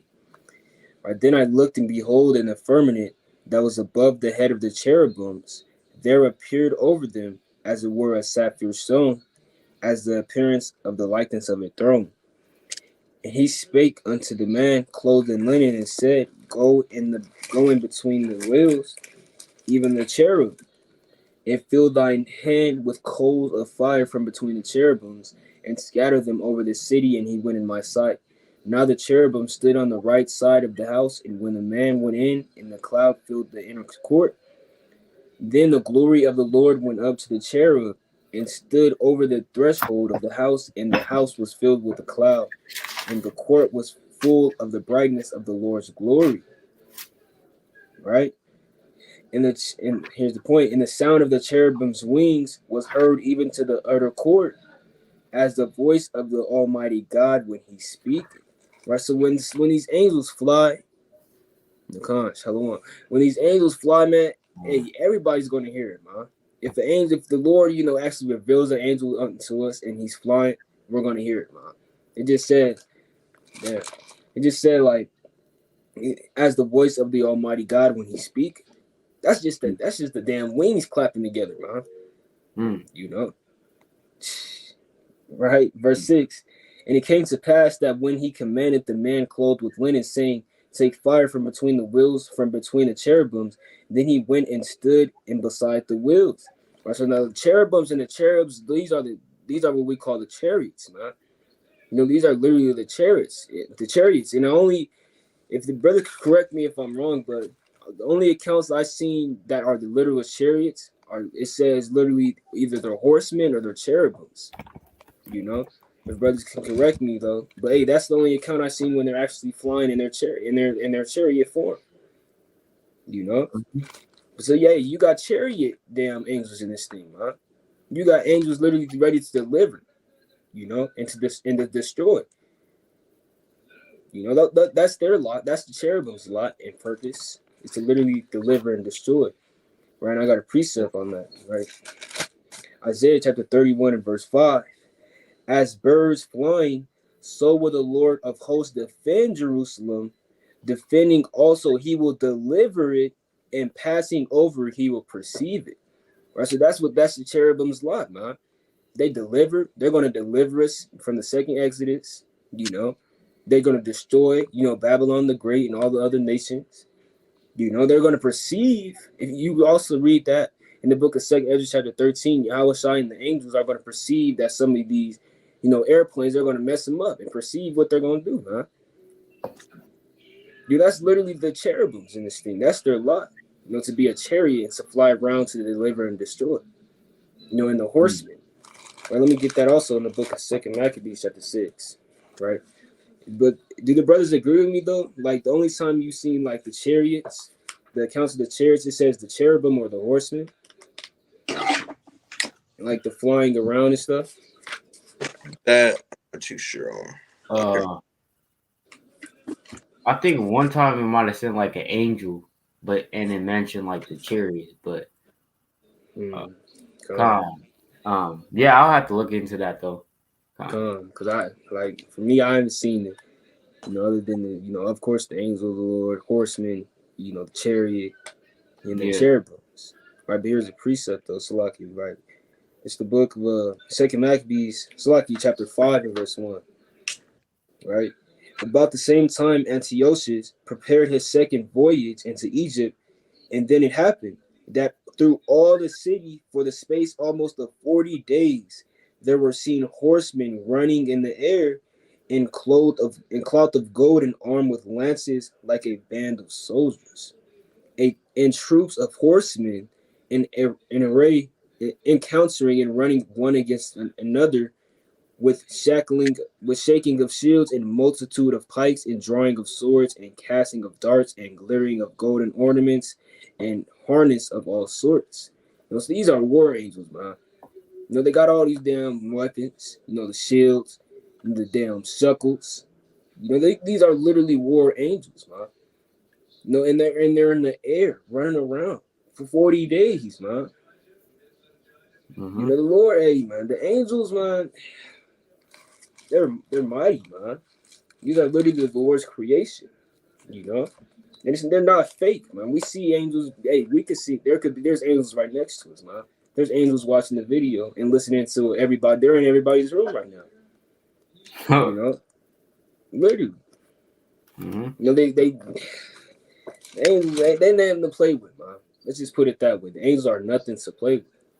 All right. They have a big, big lot in this thing, man. They're just not, they're not just regular chess pieces, man. They actually control a lot more than we know. You got literally guardian angels. Come. That's right, man. That's right. So I had a precept on that. It's the book of John, Revelation chapter 22. I'm sorry, verse 7. Behold, I come quickly. Blessed is he that keepeth the sayings of the prophecy of this book. And I, John, saw these things and heard them. Right? And I, John, saw these things and heard them. And when I heard and seen, I fell down to worship before the feet of the angel which showed me these things. Because as much as an angel, remember, an angel, he's high, he's mighty. You know what I'm saying? He's mighty in spirit. And these angels, they're always on fire, man. Right? And us in this flesh, we try to be on fire every day. They're literally on fire every day, man. Right? Doing the work of the Lord. You know what I'm saying? If the Lord says rest, right, or just cease from your labor, then they'll cease, man. Right? If the Lord says, "Hey, go, and thou shalt prevail," right, or do this, go. You know what I'm saying? Strengthen my servant Tazaiyar, strengthen my servant Ahbayah. Then they go, man. No questions asked. They don't say, you know what I'm saying, why I gotta go today? Why can't he go? You know what I'm saying? Why I gotta do it, right? hey, if there was nah, nah, I can say that. I was about to say, like if there's an Eve angel up there, you know what I'm saying? That like hard-headed Eve to be like, hey, you do it. You know what I'm saying? You do it. Hey, that's I'm playing. For sure. Right? Well, the Lord don't got him up there like that. Right, man. You know, they just do it, man. Right? They're always on fire. But John, he fell down at the feet of the angel, which showed him the revelation. Right? Let's see what the angel did, though. Right? Verse 9. Then saith he unto me, see thou do it not. Right? So he literally he's austere about it. Hey, you see that? Don't do that, man. Right? He ain't go like, oh well, John, how could you do that? You know what I'm saying? John, what are you doing, man? Hey, see that? Don't do that, man. Get up. Right? I don't know what you're doing that for. Right? Hey, he's austere. See thou do it not. Right? For I am thy fellow servant. He probably, I don't know, but I'm just visualizing. But if he was really like a op, you know what I'm saying? Like you'd be like, you grab him up. Hey, I'm the fellow servant, man. Right? What you doing? Don't bow down to me. I'm your fellow servant. Probably, kind of raise his voice. For I'm thy fellow servant, and of thy brethren the prophets, and of them which keep the sayings of this book, worship the most high. And they're on a humble level as well. See that? These angels, they're mighty and they're humble, man. Imagine that. They're on fire 24/7 and they're still humble. Right? See, these angels, they're mighty. They're mighty. All right. He said, hey, worship the most high, man. Hey, even David got bowed down to, man. Even people were bowing down to David, right? But still, hey, yet this angel is more mightier than David in the spirit, right? Because remember, the angels, they don't have these fleshly bodies. That's why, right? But the angel, he still nevertheless said, worship the most high, man. Don't even bow down, So come. I'm trying to look for this one account, but I know even men, they got called an angel of the Lord, man. Mm-hmm. Like, even men called an angel of the Lord for being a messenger, having a good report, be on fire, and things of that nature. I'm trying to look for this one specific account. What you looking for? It's about how David was called an angel of the Lord by when he was about to go to war against the Philistines. Oh yeah, Khan. I know what you're talking about. I believe that's Second Samuel. I think it's the earlier. I have the highlight, I just can't find it. Yeah, Khan. Nah, I think that might have been a little later, actually. Now that I think about it. Later? Yeah, I believe so. Oh, they might be first. I mean, let me see. That's never mind. It might be in first Samuel.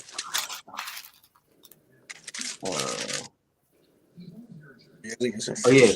Wait. Oh no. Oh yeah. Khan, I think I got it. What is it? Second Samuel 19:27. 19. Because I know it says it like 2 times. I think that's one of them. Well, you can use that one. There's another one I'm looking for. All right, Khan. You can bring that one out though. That's a good one. Khan. Yeah, all right, yeah, I might bring that one out then. This is second 63. Khan. Also, yeah, quick precept real quick. This is Second Samuel 19 verse 26. It says, and he answered, my lord, O king, my servant deceived me, for thy servant said, I will saddle me an ass that I may ride thereon and go to the king, because thy servant is lame. And he hath slandered thy servant unto my lord the king. But my lord the king is as an angel of God. Do therefore what is good in thine eyes, right? So literally, this I believe, who is this talking, right? It says Mishpovesh, right? The son of Saul, right? Khan, Khan. He said, "Hey, my lord, the king is as an angel of God." You see that? An angel of the Most High, right? So because remember, David, he was such on a mighty level that he could be compared to an angel. Like I believe, if you got that precept by that you were looking for, or Mhm. Khan, yeah, I think you're gonna bring out, or it's like just bring it out. I think we're thinking of the same precept, but This is book of 1 Samuel, chapter 29, and verse 9. I'll start verse 8. And it reads, and David said unto Achish, I'll start verse 7. Wherefore now return and go in peace, that thou displease not the lords of the Philistines. So Achish is telling David, amen, just go back, go back to your place. Don't go to war with me. Don't displease the Philistines. Verse 8. And David said unto Achish, but what have I done? Jake, what did I do? What did I do now, man? Well, what have I done? And what hast thou found in thy servant so long as I have been with thee unto this day, that I may not go fight against the enemies of my lord the king? But what did I do? Why can I go and fight against the enemies of my king? What did I do? Verse 9. And Achish answered and said to David, I know that thou art good in my sight as an angel of God. Notwithstanding, the princes of the Philistines have said he shall not go up with us to the battle, man. You see that? So, that man on a carnal level that's in flesh and blood that's been called an angel of God in this thing. Even when you read Second Esdras, chapter 1, those men were called an angel of God, man. The prophets, because what? They're messengers. All an angel is being a messenger. That's really all it is, man. Come on. Right, literally, our point, like literally though, bro. If we see an angel, that's a message, man. That's why all the brothers that are accounting, seeing, angels, that's why they automatically repented, man. Because the Lord, He's not just going to, send you an angel for no reason, because you're having a good day. Let me send him an angel. It's not happening like that, man. The Lord literally, He wants you to know something. It's a literal message, man. When you see chariots, that's a message. Literally. No, you're not just, the Lord is not making damn 50 chariots appear for no reason, man. That's literally a message for repentance. Literally like our forefathers did, man. What else are we gonna do? Come on, right? Unless you had a precept on what he had, Yashara. I got a precept. Khan, yeah. I'm gonna bring up this precept. Khan. Discern. It's a book of right. Oh, okay. 2 Samuel 14. All right. There's a book of 2 Samuel, chapter 14. All right. 2 Samuel chapter 14, verse 17. And it reads, Then thine handmaid said, The word of my lord the king shall now be comfortable. For as an angel of God, so is my lord the king to discern good and bad. Therefore the Lord thy God will be with thee. See? So David has so much wisdom and understanding, right, that he was like the angel of God to discern both between good and bad. You see that? Because these angels, they know what's good and bad, man. Right? They behold the good and the evil, man. Right? They know. You know what I'm saying? These angels, they have a certain amount of wisdom as well, right? And some more than others, right? Come. I got a precept, right? And the whole book of Second Esdras, literally Uriel the archangel, he counseled with Esdras, man. Literally, the whole book, man. It wasn't just Ezra just damn fasting for 7 days all the time, huh? That's not the only way he gained wisdom. Let me get this as well in the book of Daniel, right? It's not just, don't just think you fasting for 4 days, you're gonna, be like Solomon, huh? or Daniel. No, literally, certain angels have to strengthen you, man. Right? It's the book of Daniel, right? Salakia.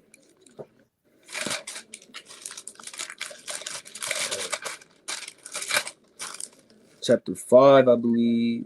No, was it 5? Yeah. Come on, Salakia. Daniel chapter 9 and verse 20.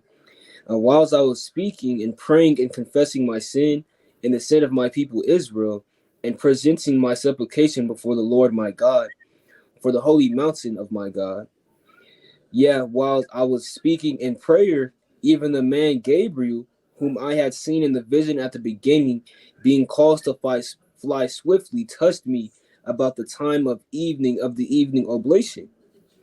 And he informed me and talked with me and said, O Daniel, I am now come forth to give thee skill and understanding.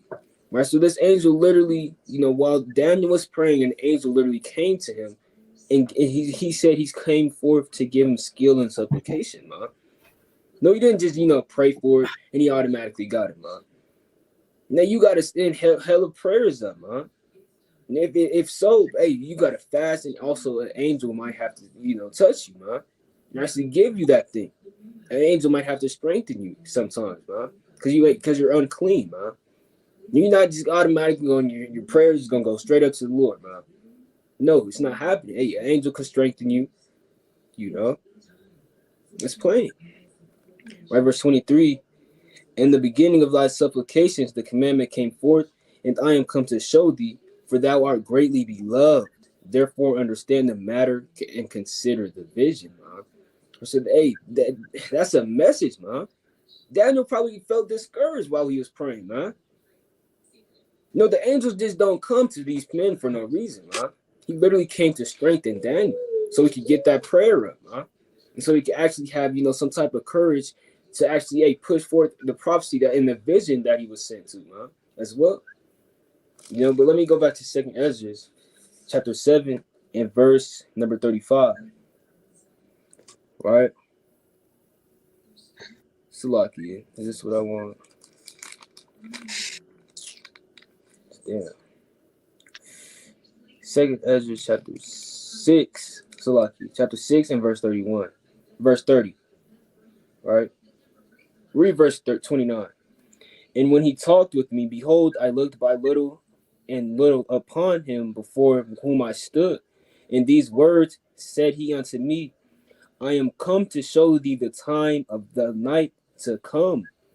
If thou wilt pray yet more and fast 7 days again, I shall tell thee greater things by day than I have heard. For thy voice is heard before the Most High, for the Mighty has seen thy righteous dealing.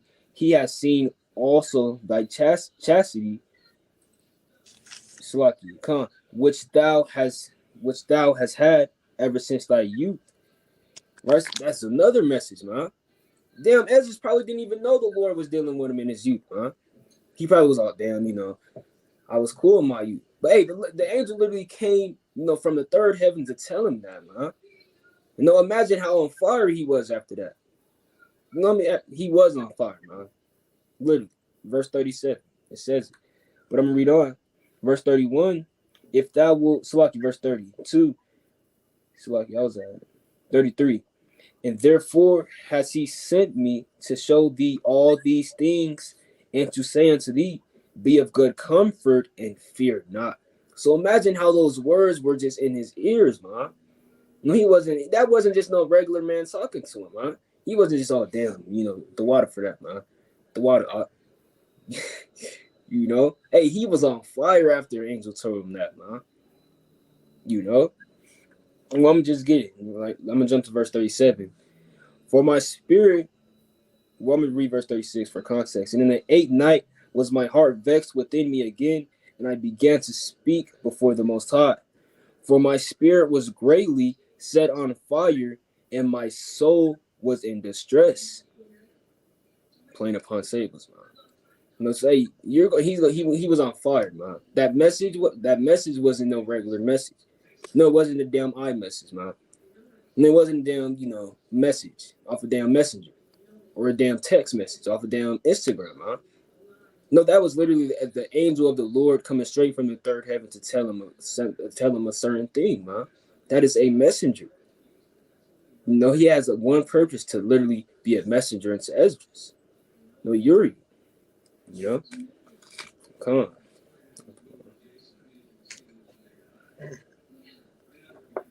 Come on.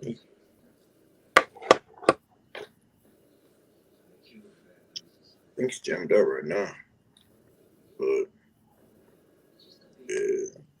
You're reading the Bible. We already quoted this precept too. Let me get it real quick. Book of Second Esdras, chapter 1, and verse 39. It reads, I'll start verse 38. Honestly, I'll start verse 37. I'll start verse 36. So lucky. 36. They have seen no prophets, yet they shall call their sins to remembrance and acknowledge them.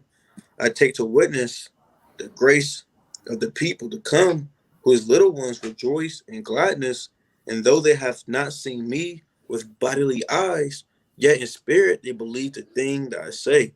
Because you have people who saw Yahushua and saw angels, yet they didn't really believe. Thomas, when you read John, he said the 11 disciples or apostles, they said, we have seen Yahushua. Thomas said, if I don't see where he got pierced at, if I don't see his hands, I will not believe, man. He said just like that. He said he got to put his eyes on it in order to believe. But right here in 2nd Esdras chapter 1, verse 37, it says what's called, and though they have not seen me with bodily eyes, yet in spirit they believe the thing that I say.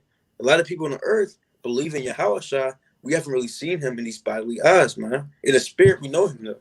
Verse 38. And now, brother, behold, glory, and see the people that are coming from the east, unto whom I will give for leaders, Abraham, Isaac, and Jacob, Hoseas, Amos, and Micah, Joel, Abdias, Jonas, and Nahum, and Habakkuk, and Zephaniah, Agus, Zachary, and Malachi. When you read about these prophets, 12 prophets, the so-called 12 minor prophets, right? Which is called also an angel of the Lord. Now, why are they called an angel of the Lord? Because they come from on high, what's called delivering a message to the nation of Israel. If you're a prophet in this thing, you're supposed to be an angel of God, a messenger, giving a message to the nation of Israel, repenting, get right before all hell break loose. A famine is coming, and things of that nature, man. Right? Even when you look at First and Second Kings, the prophets, even First and Second Samuel, like Nathan, Gad, the prophet, it went to David, right, and things of that nature, giving him a message. Your kid gonna die, right? You gotta repent, man. Those are all messengers of God, man. Because the Lord speak through vessels. He's not coming off his throne to come talk to a mortal man that's unclean, man. Let me get this real quick. So he used Elijah as a vessel. He used Elisha as a vessel. Everybody's going to be used as a vessel, right, to fulfill his will. But this is a book of let me see. This book of 2 Kings. This is what First, 2 Kings chapter 1 and verse 17. So he did according to the word of the Lord, which Elijah has spoken. You see that? So he used vessels. Elijah, he spoke something, but really, Most High using him as a vessel. Let me get another one real quick. 2 Kings 21 and verse 10. And it reads, and the Lord spake by his servants, the prophets, saying. So he speak by his servants, the prophets. He speak through his what? Through his angels as well in the third heavens. So when you hear something, whether it be on TV, whether it be in person, or someone related to you, take heed to that, man, because you never know if it's a message from on high. But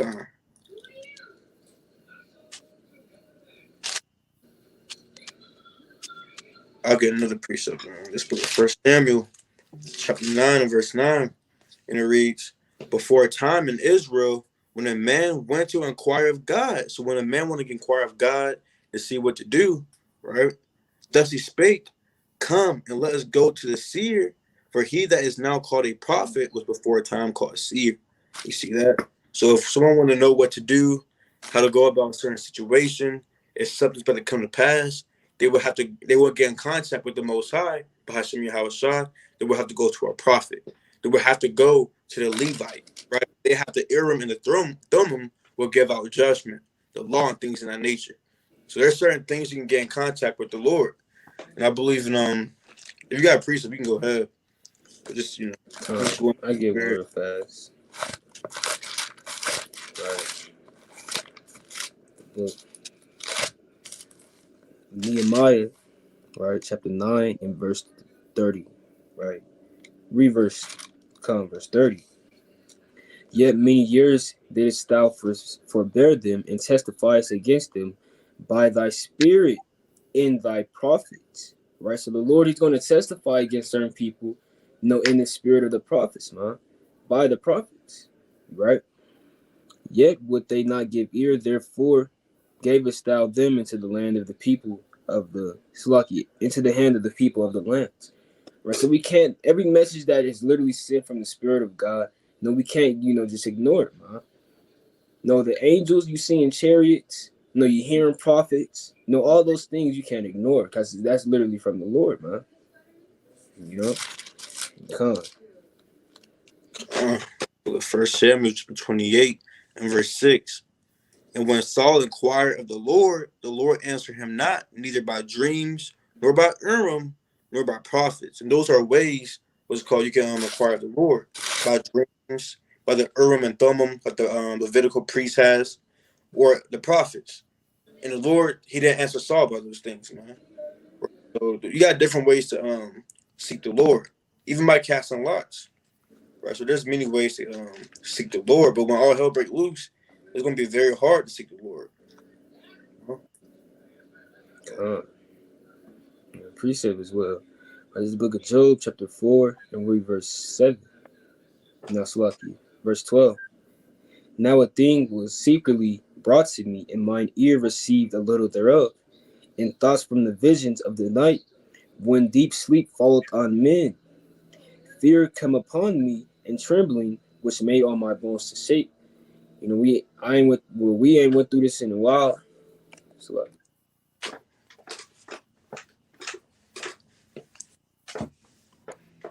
we ain't been through that precept in a minute, man.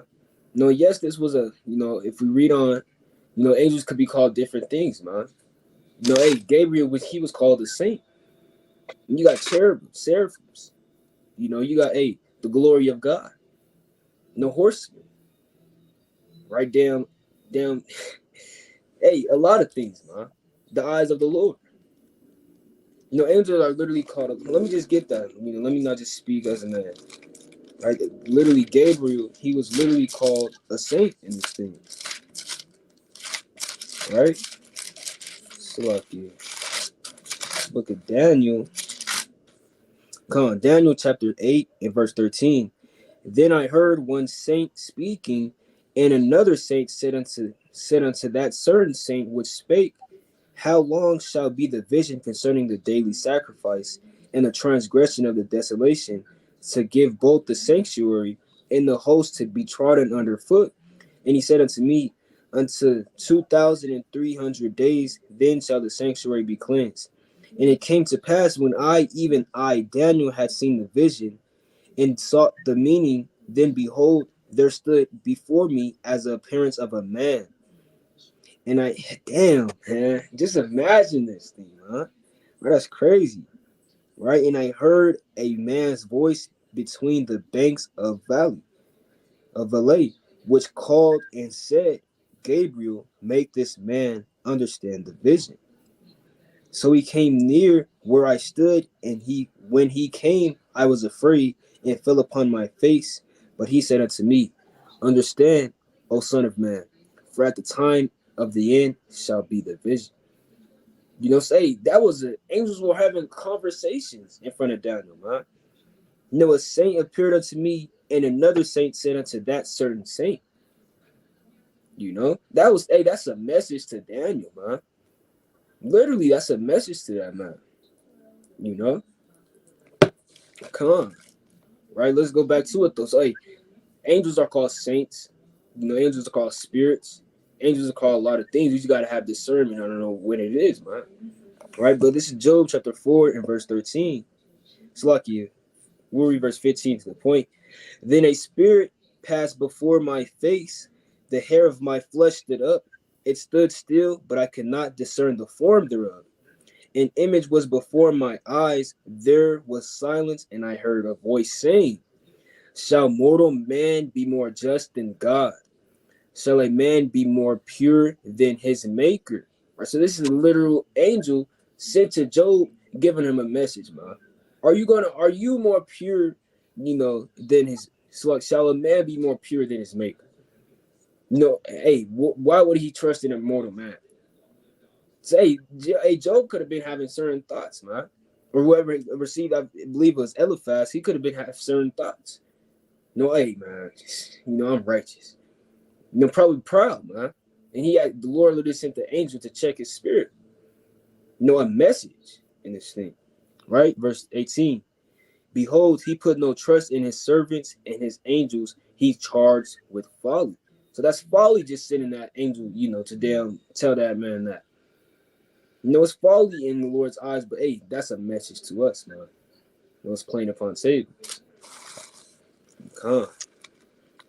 I got a precept real quick to show you the manner of the spirit, and things of that nature.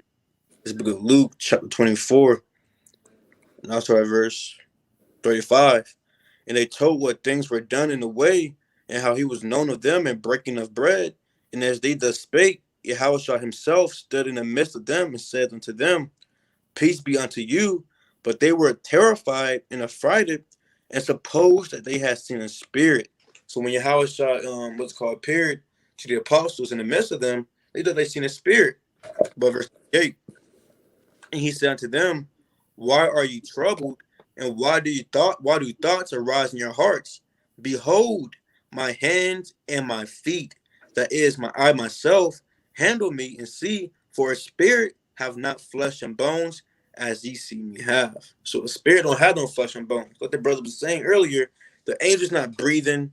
They're not, up there getting a car crash. Their leg broken. They gotta go to the doctor and things of that nature. That's not happening, man. They're having a heart attack. They can't breathe. They got high blood pressure. Because Michael the Archangel fried chicken. Or it's not happening like that, man. They don't have no bones. They don't have a heart, right? It's all solely off spirit, of fire in this thing, man. Because if you have bone and flesh in the spiritual world, what you cannot have, you'll be in pain, man. Here you go. You over here in pain in this world, man. Salaki. In this world, you're in pain in this world. That you so-called die, goes to the spiritual world, and now you're in even more pain. You grow old with flesh and blood, and you die again in the spiritual world. That doesn't make any sense, man. So yeah, the spirit don't have no flesh and blood and things of that nature, man. You're at rest. Precept. Right, this is the book. Let me just get this one first. Acts chapter 12. Acts 12 and 15. Right. Come on. I'm reading verse 14. And when she knew Peter's voice, she opened not the gate for gladness, but ran in and told how Peter stood before the gate. And they said unto her, thou art mad. But she constantly affirmed that it was even so. Then said they, it is his angel. So, hey, people can have angels, man. Probably not everybody has their own literal angel. But hey, you could have an angel or a spirit that looks like you, man. Or so-called ghost, what they would call. But no, it's not a ghost, man. It's a spirit.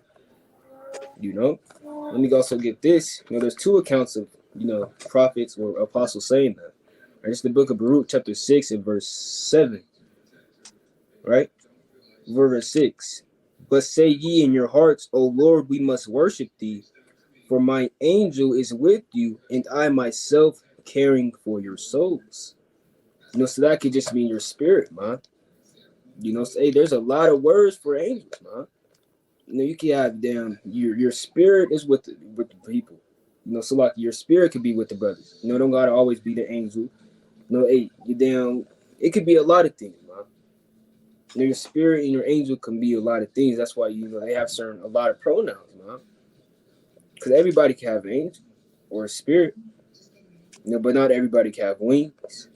Not everybody can have be a chariot and break off into four more chariots in this thing. So yes, they have a lot of pronouns in this thing.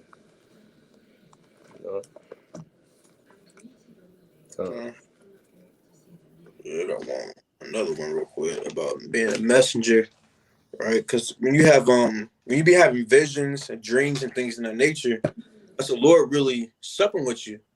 And you see that you have a dream, all hell breaking loose. You might have a dream that you're in the kingdom of heaven. These prophets had the same dream, huh? Right, but the thing is, what's it called? They had someone break it down to them because they fasted for the knowledge. Don't just have a dream and just be like, well, it is what it is. And you start going off your own understanding. The whole time, that dream could have been against you, man. Yeah, man, the Lord, I had a dream. I'm going to make the kingdom of heaven. I was on the outside. I was in the grass. I saw everybody in the kingdom of heaven. It was gold and things like that. Well, brother, you didn't seek the Lord. That was symbolic for you being on the outside of the kingdom of heaven. You see that? This book of Second Esdras, chapter 2, and let's get straight to the point. Verse 42. And this proves that the 24 elders also are angels as well. Because John had the same dream. Right? John had the same dream, but this Second Esdras 2, not dream, but vision, Salakia. Second Esdras chapter 2 and verse 43. I'll start verse 42. And it reads, I, Esdras, saw upon the Mount Zion a great people whom I could not number. Great Salakia. And they all praised the Lord with songs. In the midst of them, there was a young man of a high stature, Yahushua, taller than all the rest. And upon every one under their heads, he set crowns. It was more exalted, which I marveled at greatly. So I asked the angel and said, Sir, what are these? He answered and said to me, They that have put off the mortal clothing and put on the immortal, best the name of God. Now are they crowned and receive palms. Right? So it says, so I the angel. When you read Revelation chapter 7, it says the elder, right? They had the same dream. But it was called the elder in Revelation 7. It was called an angel in Second Esdras chapter 2. But the thing is, Uriel was sent to Esdras to break down the vision that he had, man. Right? But all praise to the Most High, man. That's a beautiful, beautiful, beautiful vision. Actually, I got another one. Actually, I can get another one. Actually, let's go back to Tobit. I'm sorry, I keep going to Tobit. It's my third time now. Third time, but it's a nice book. All right, it's a book where you can sit down and read the whole book in one day. It's very nice. Yeah. Let me get it real quick. This book of Tobit. If you want to learn more about angels and things of that nature, and get a spiritual view on an angel, just read Tobit. Right, but this book of Tobit, chapter let me see, 12, and it reads. I'm gonna start from verse 15. A lot of people getting mad now. Verse 15. I'm Raphael, one of the 7 holy angels that present the praise to the saints, and which go in and out before the glory of the Holy One. Then they were both troubled and fell upon their faces, for they feared. But he said to them, Fear not, for it shall go well with you. Praise God, therefore, for not of any favor of mine, but by the will of our God I came, wherefore praise him forever. He said, I didn't come down here for my own pleasure. It was because the Most High sent me. That's the only reason why I'm here. Don't give me praise. Don't bow down to me. The Lord told me to come down here. That's what I did. That's all I'm doing. I'm being an unprofitable servant. Like it says in Luke 17 and 10. Right? Let me see. Verse 19. All these days I did appear unto you, but I did neither eat nor drink, but you did see a vision. So again, you might have angels around about you. You might see them, they have a glutton spirit, they eating, they sipping some yan, they drinking and things of that nature, but it's all a vision. Abraham in Genesis chapter 18, he saw the angels and the Lord eating, is all a vision. Because why does the spirit need to eat? They have no flesh, no blood. They live forever. They don't need no food. They don't eat. They don't breathe and things in that nature. It's just all a vision for a what's called a low-level human like you to comprehend. Right? Verse 21 to like verse 20. Now therefore give God thanks. You see how the angel was humble and said, give the Most High thanks, don't give me thanks. He said, now therefore give God thanks, for I'll go up to him that sent me, but write all things which are done in a book. You see that? I'm gonna keep going. And when they arose, they saw him no more. Then they confessed the great and wonderful works of God and how the angel of the Lord had appeared unto them. Man. So you want to give the Most High thanks. So all the angels do are messengers. All right. And notice how he said this. The reason why he said this specifically, he said, I'll go up to him that sent me. He's trying to show you that he has no rule over himself. The Most High rules over him. Trying to show Tobias and Tobin and things of that nature, I'm nobody. I'm just a servant. I'm gonna go back up to my master. Right? So the angels humble too, man. They know that they're under servitude if you have ears to hear. But Jake, in the truth, under servitude of Yahweh, be prideful, man. So we gotta go on that type of level of humbleness. But,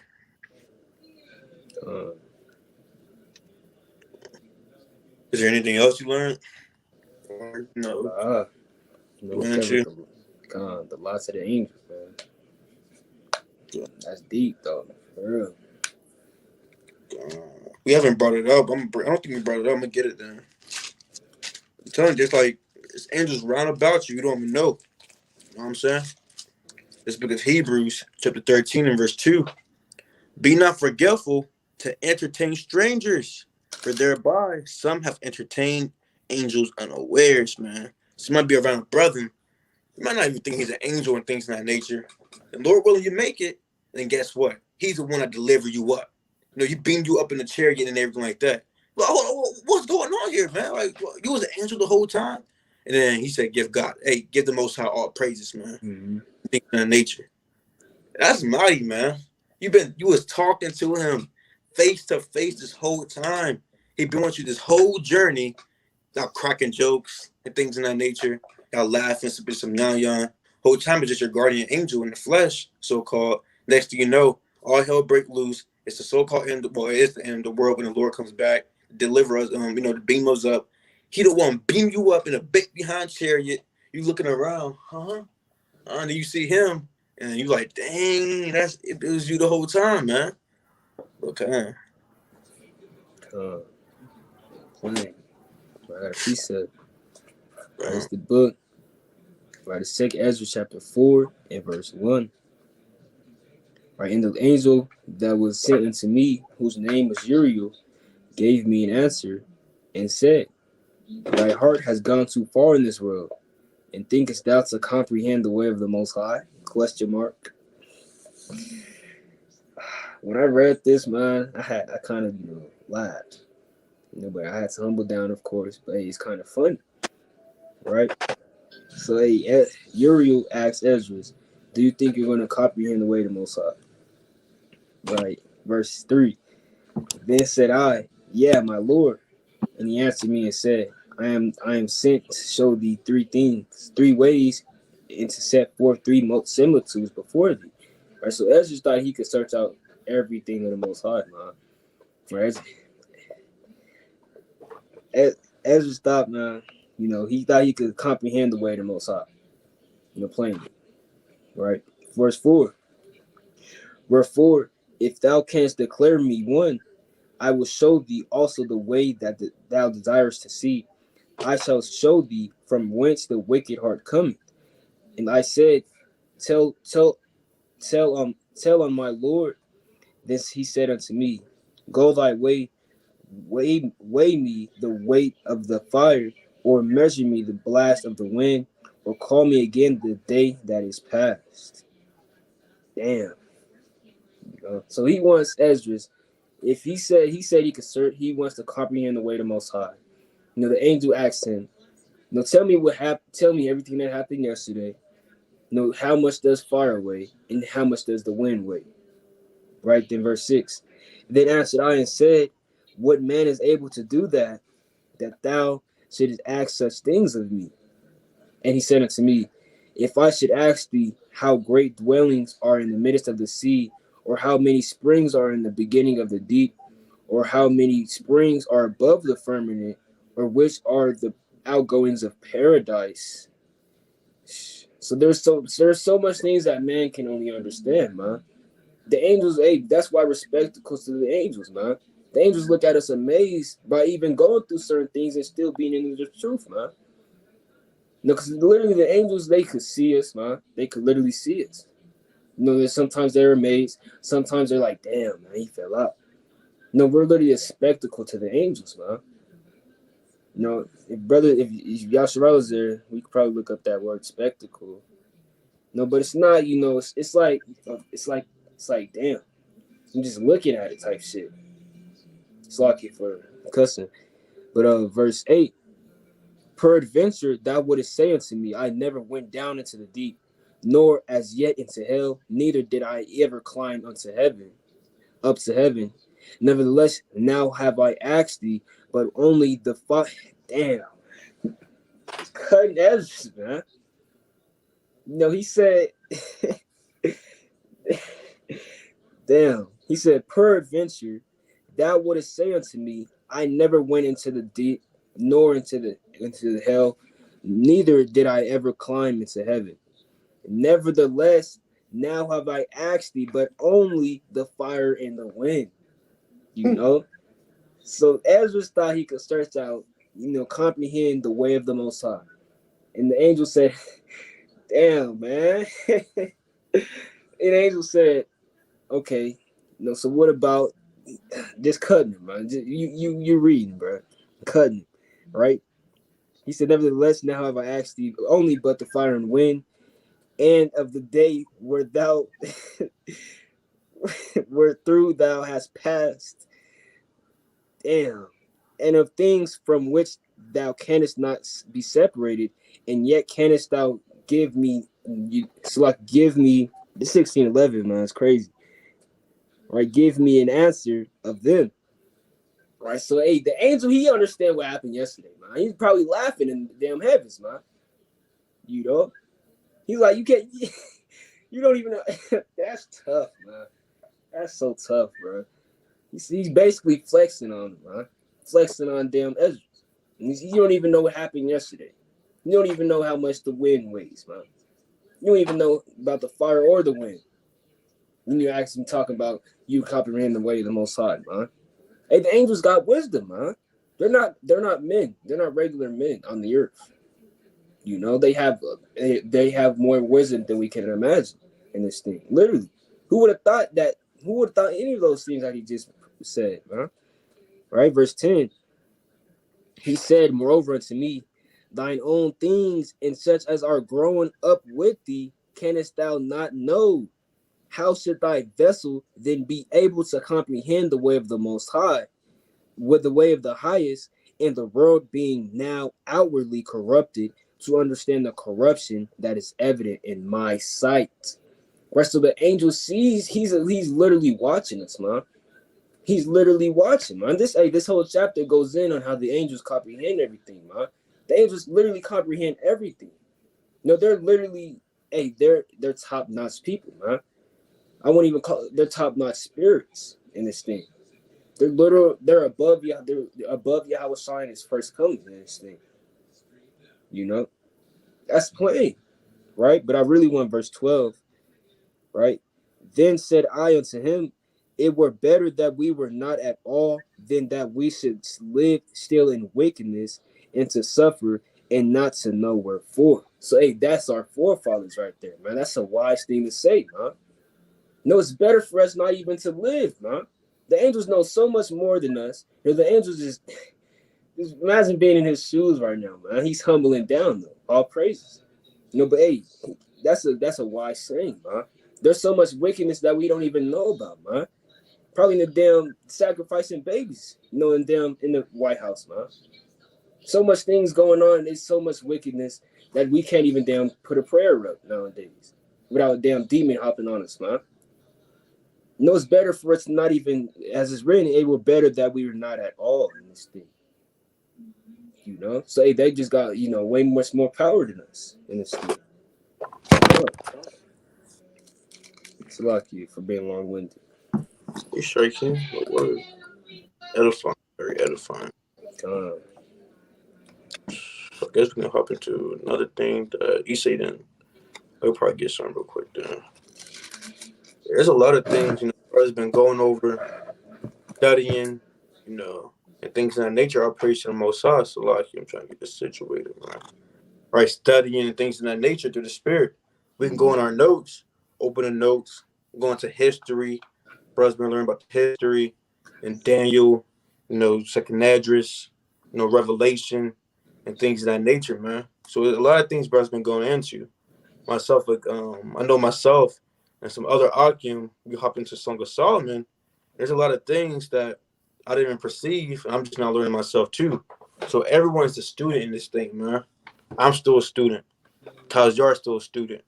If you're watching this right now, you hear this, you're a student. I don't care if you are powerful and things of that nature. Even Peter and them, they were still learning. They were still learning in this thing. Let's go to it though. Man. Damn, Ezra is still a student, huh? Obviously. He's still damn having angels sent to him, and he's still he's obviously still a student, bro. He was a high understood that and he humbled down. He was a high priest too. So no matter what type of title you have, you still a student, man. Okay, you want to do that, or you want to hop into something else? So you want to hop into Song of Solomon chapter 1? You can hop into it don't matter. I got my notepad ready though. This is Song of Solomon chapter 1 and verse 1. I guess we can just go through it until Australia gets back. It reads, "The Song of Songs, which is Solomon's. Let him kiss me with the kisses of his mouth, for thy love is better than wine. Because of the Savior of thy good ointments, thy name is as ointment poured forth. Therefore, do the virgins love thee," man. What do you think that's going into? The last study session. You said what? Which verse? You can start at verse 2. Verse 2, "Let him kiss me with the kisses of his mouth, for thy love is better than wine." So that could be going into "and kiss me with the kisses of his mouth, for thy love is better than wine." I think I already know it's not a literal kiss, of course. And that could just be going into, probably like a dap up type stuff of giving them knowledge. Showing love. Yeah, showing love. But I think Yasharala back though. Yasharala. Con. It's lucky. It's lucky. The whole breakdown, man. But yeah, at this time, it's lucky. Brown closing precepts.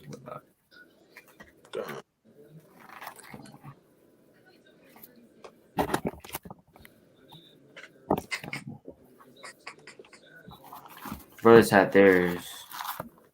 I get this one real fast. Right above the Song of Solomon. Right, it's Ecclesiastes chapter 12 and verse 12. Read verse 11. Right, "The words of the wise are as golds, and as nails fastened by the masters of the assemblies, which are given from one shepherd." Right, so that's plain. Everything connects, man. When the spirit of the Lord is given to certain men and is spread throughout more certain men, everything connects back to the Most High, which is one shepherd, as it's written. Right, verse 12. "And further by these, my son, be admonished of making many books, there is no end. And much study is a weariness of the flesh." Playing upon tables. So the more we study, the more we make videos. Damn, every time we end this video, man, we on here for multiple hours. On end. This is wearing our flesh. You could tell. Baby, we love doing this, man. We don't just do this because we want to rock in the share all the time. No, we actually love, pushing forth wisdom and actually learning things with each other. This is love right here, man. Come on. We got Revelation chapter 14. I'll start verse 3, and it reads, "And they sung as it were a new song before the throne and before the four beasts and the elders, And no man could learn that song but the 144,000 which were redeemed from the earth. These are they which were not defiled with women, for they are virgins. These are they which follow the Lamb whithersoever he goeth. These were redeemed from among men, being being the first fruits unto God and to the Lamb. So it says that these virgins, right, these men and women, these men, because they elect as men, right? These are pure-hearted men that follow the Lord wherever he goeth. He says, go into prophecy, you go into prophecy. You keep the commandments, you keep the commandments. Be on fire, you're on fire. You fasting, you fasting. You praying, you praying. You go out to teach. You out there teaching, man. Get your household in order. Your household is in order, man. These are the people who will follow the Lord wherever he goeth, because you get that ointment, like it says in Song of Solomon, chapter 1 and verse 2 to verse 3. He got that special ointment on, man. Let me get that real quick, Salakia. But are we doing a Song of Solomon 1 breakdown? That was the closing precept? God, that was the closing precept. What is on my mind? This book of Song of Solomon, chapter 1 and verse 3. Because of the Savior of thy good ointments, thy name is as ointment poured forth. Therefore, do the virgins love thee. And these are the same virgins that love the Lord in Revelation chapter 14. We love the Lord because we smell that ointment. Ointment smells good. Get the frankincense and myrrh, put it on your beard, on your skin. You got some that put it in the hair. It smells good. You walk past a female, she's going to look back. She's going to break her neck. Next thing you know, she's at the ER, right? Same thing with us, with Yahweh. We hear this word, this truth come out. We love it in this thing, man. We're going to follow until the day we die, Lord willing. But That's right, man. That's right. All praise, all praise. This is for my closing precept, right? It's the book of Micah, chapter 7 and verse 8, right? Micah chapter 7, verse 8. It says, I'm gonna start at verse 7.